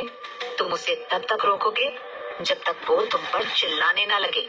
बलराज ने कहा, वो सब तो ठीक है, लेकिन आप मेरी बात समझ नहीं रहे। अगर शौर्य और शिवाय आमने सामने बैठे और उनकी दोस्ती थोड़ी भी हावी हो गई तो उनके बीच की मिसअंडरस्टैंडिंग क्लियर हो जाएगी। तब आप क्या करेंगे? बलराज की बात सुनकर रणविजय फिर से हंसने लगा। रणविजय सिंह ने हंसते हंसते कहा, ये मिसअंडरस्टैंडिंग कभी क्लियर नहीं होगी, मैं होने ही नहीं दूंगा। शौर्य अपनी एक बहन को तो बचा सकता है, दूसरी को कैसे बचाएगा? दोनों में से एक बहन की जिंदगी तो बर्बाद होकर रहेगी। ये जो नफरत का बीज मैंने दोनों फैमिलीज के बीच में बोया है, इस नफरत के बीज का अभी पौधा बनना बाकी है, और पौधे के बाद वो पेड़ बनेगा। इन दोनों फैमिली के बीच की दुश्मनी कभी खत्म नहीं होगी, कभी भी नहीं। बलराज बोला, राणा साहब एक बात आप भी सुन लीजिए। रघुवंशी परिवार को जिस दिन सच्चाई पता चलेगी उसी दिन वो शेर जैसे दहाड़ेंगे। आप जानते हैं मेहता ने एक बार अजीत रघुवंशी के साथ बदतमीजी की थी तो रघुवंशी ब्रदर्स ने क्या किया था, मेहता की पार्टी में आग लगा दी थी। और उस वक्त तो वो सब 14-15 साल के थे और वो हर्षवर्धन दिखने में बहुत शांत लगता है, लेकिन सबसे ज्यादा गुस्सा उसी के अंदर है। रणविजय सिंह अपनी जगह से खड़ा हुआ और बलराज के सामने जाकर बोला, तुम मुझे डरा रहे हो? मुझसे इतना कुछ सीखा है, ये भी सीख लो कि जंग में डरते नहीं है। बलराज ने नामे गर्दन हिलाते हुए कहा, मैं आपको समझा रहा हूँ, आग उतनी ही लगाइए जिसमें सिर्फ रघुवंशी परिवार जले, इतनी नहीं कि उसकी आग के लगते राजपूत हवेली तक आ जाएं। रणविजय सिंह हंसकर बोला, तुम फिक्र मत करो, मेरे पास इतने तुर्क के इक्के हैं कि बात कभी मेरे हाथ से निकलेगी ही नहीं। और जब तक रघुवंशी ब्रदर्स को सच्चाई का पता चलेगा तब तक तो मैं अपने प्लान में कामयाब हो जाऊंगा और हमेशा के लिए इंडिया छोड़ दूंगा। इसीलिए अभी तुमसे जो कहा गया है वो करो, शौर्य को एयरपोर्ट लेने जाओ। बलराज ने हाँ में गर्दन हिलाई और वहाँ से चला गया। जाते जाते बलराज खुद से ही बोला, राणा साहब खुद तो मरेंगे ही, मुझे भी मरवा देंगे। दूसरी तरफ दिव्यांश का दिमाग खराब हो रहा था। वो नहीं चाहता था कि वो गुस्से में दृष्टि को हर्ट कर दे, लेकिन दृष्टि तो अपनी ही जिद पर अड़ी हुई थी। दिव्यांश आज भी नशे में था। आखिरकार दिव्यांश दृष्टि की जिद के सामने हार गया और अगले ही पल कमरे की लाइट ऑफ हो गई थी। 1 घंटे बाद दिव्यांश अपने कपड़े उठाकर उस कमरे से बाहर चला गया। दिव्यांश को अभी तक ये पता नहीं चला कि दृष्टि अंधी है। दृष्टि बेड पर बैठकर रोने लगी। दृष्टि ने अंदाजे से बेड पर हाथ फेरा तो उसे दिव्यांश का ब्लेजर हाथ लग गया। दृष्टि ने उसे ही पहन लिया। दृष्टि ने खुद को समझाते हुए कहा, कोई बात नहीं दृष्टि, बस 4 दिन और फिर सब कुछ ठीक हो जाएगा। दृष्टि खुद को कंटिन्यूअसली समझा रही थी, लेकिन उसके साथ आज जो हुआ था वो इतनी आसानी से समझने वाला नहीं था। दृष्टि लगातार रो रही थी। वो खुद को रोने से रोकना चाहती थी, लेकिन बहुत कोशिश के बाद भी उसके आंसू रुक नहीं रहे। दृष्टि वॉशरूम जाना चाहती थी, लेकिन अपनी बेबसी के कारण जा नहीं पा रही थी। दृष्टि ने जैसे तैसे खुद को बेडशीट से ही कवर कर लिया। दृष्टि रोते रोते कब सो गई उसे पता नहीं चला। दृष्टि जिस बेड पर सोई थी उसे नहीं पता था कि उस बेड पर उसे अब हमेशा सोना है। जिस प्रिंस चार्मिंग के उसने सपने देखे थे वो प्रिंस चार्मिंग कोई और नहीं बल्कि मिस्टर रघुवंशी ही है। दृष्टि को नहीं पता था कि वो दिव्यांश से 4 दिन के लिए नहीं बल्कि हमेशा के लिए जुड़ गई है। दूसरी तरफ दिव्यांश एक दूसरे कमरे में गुस्से में तोड़-फोड़ कर रहा था। दिव्यांश ने कमरे की हालत ऐसी बना दी थी जैसे वहाँ भूकंप आया हो। दिव्यांश दृष्टि के साथ ऐसा कुछ नहीं करना चाहता था, लेकिन अपने गुस्से के चलते उसने दृष्टि के साथ ये सब कर दिया था। दिव्यांश ने कमरे में रखी हर चीज तोड़ फोड़ दी, लेकिन उसका गुस्सा शांत नहीं हुआ।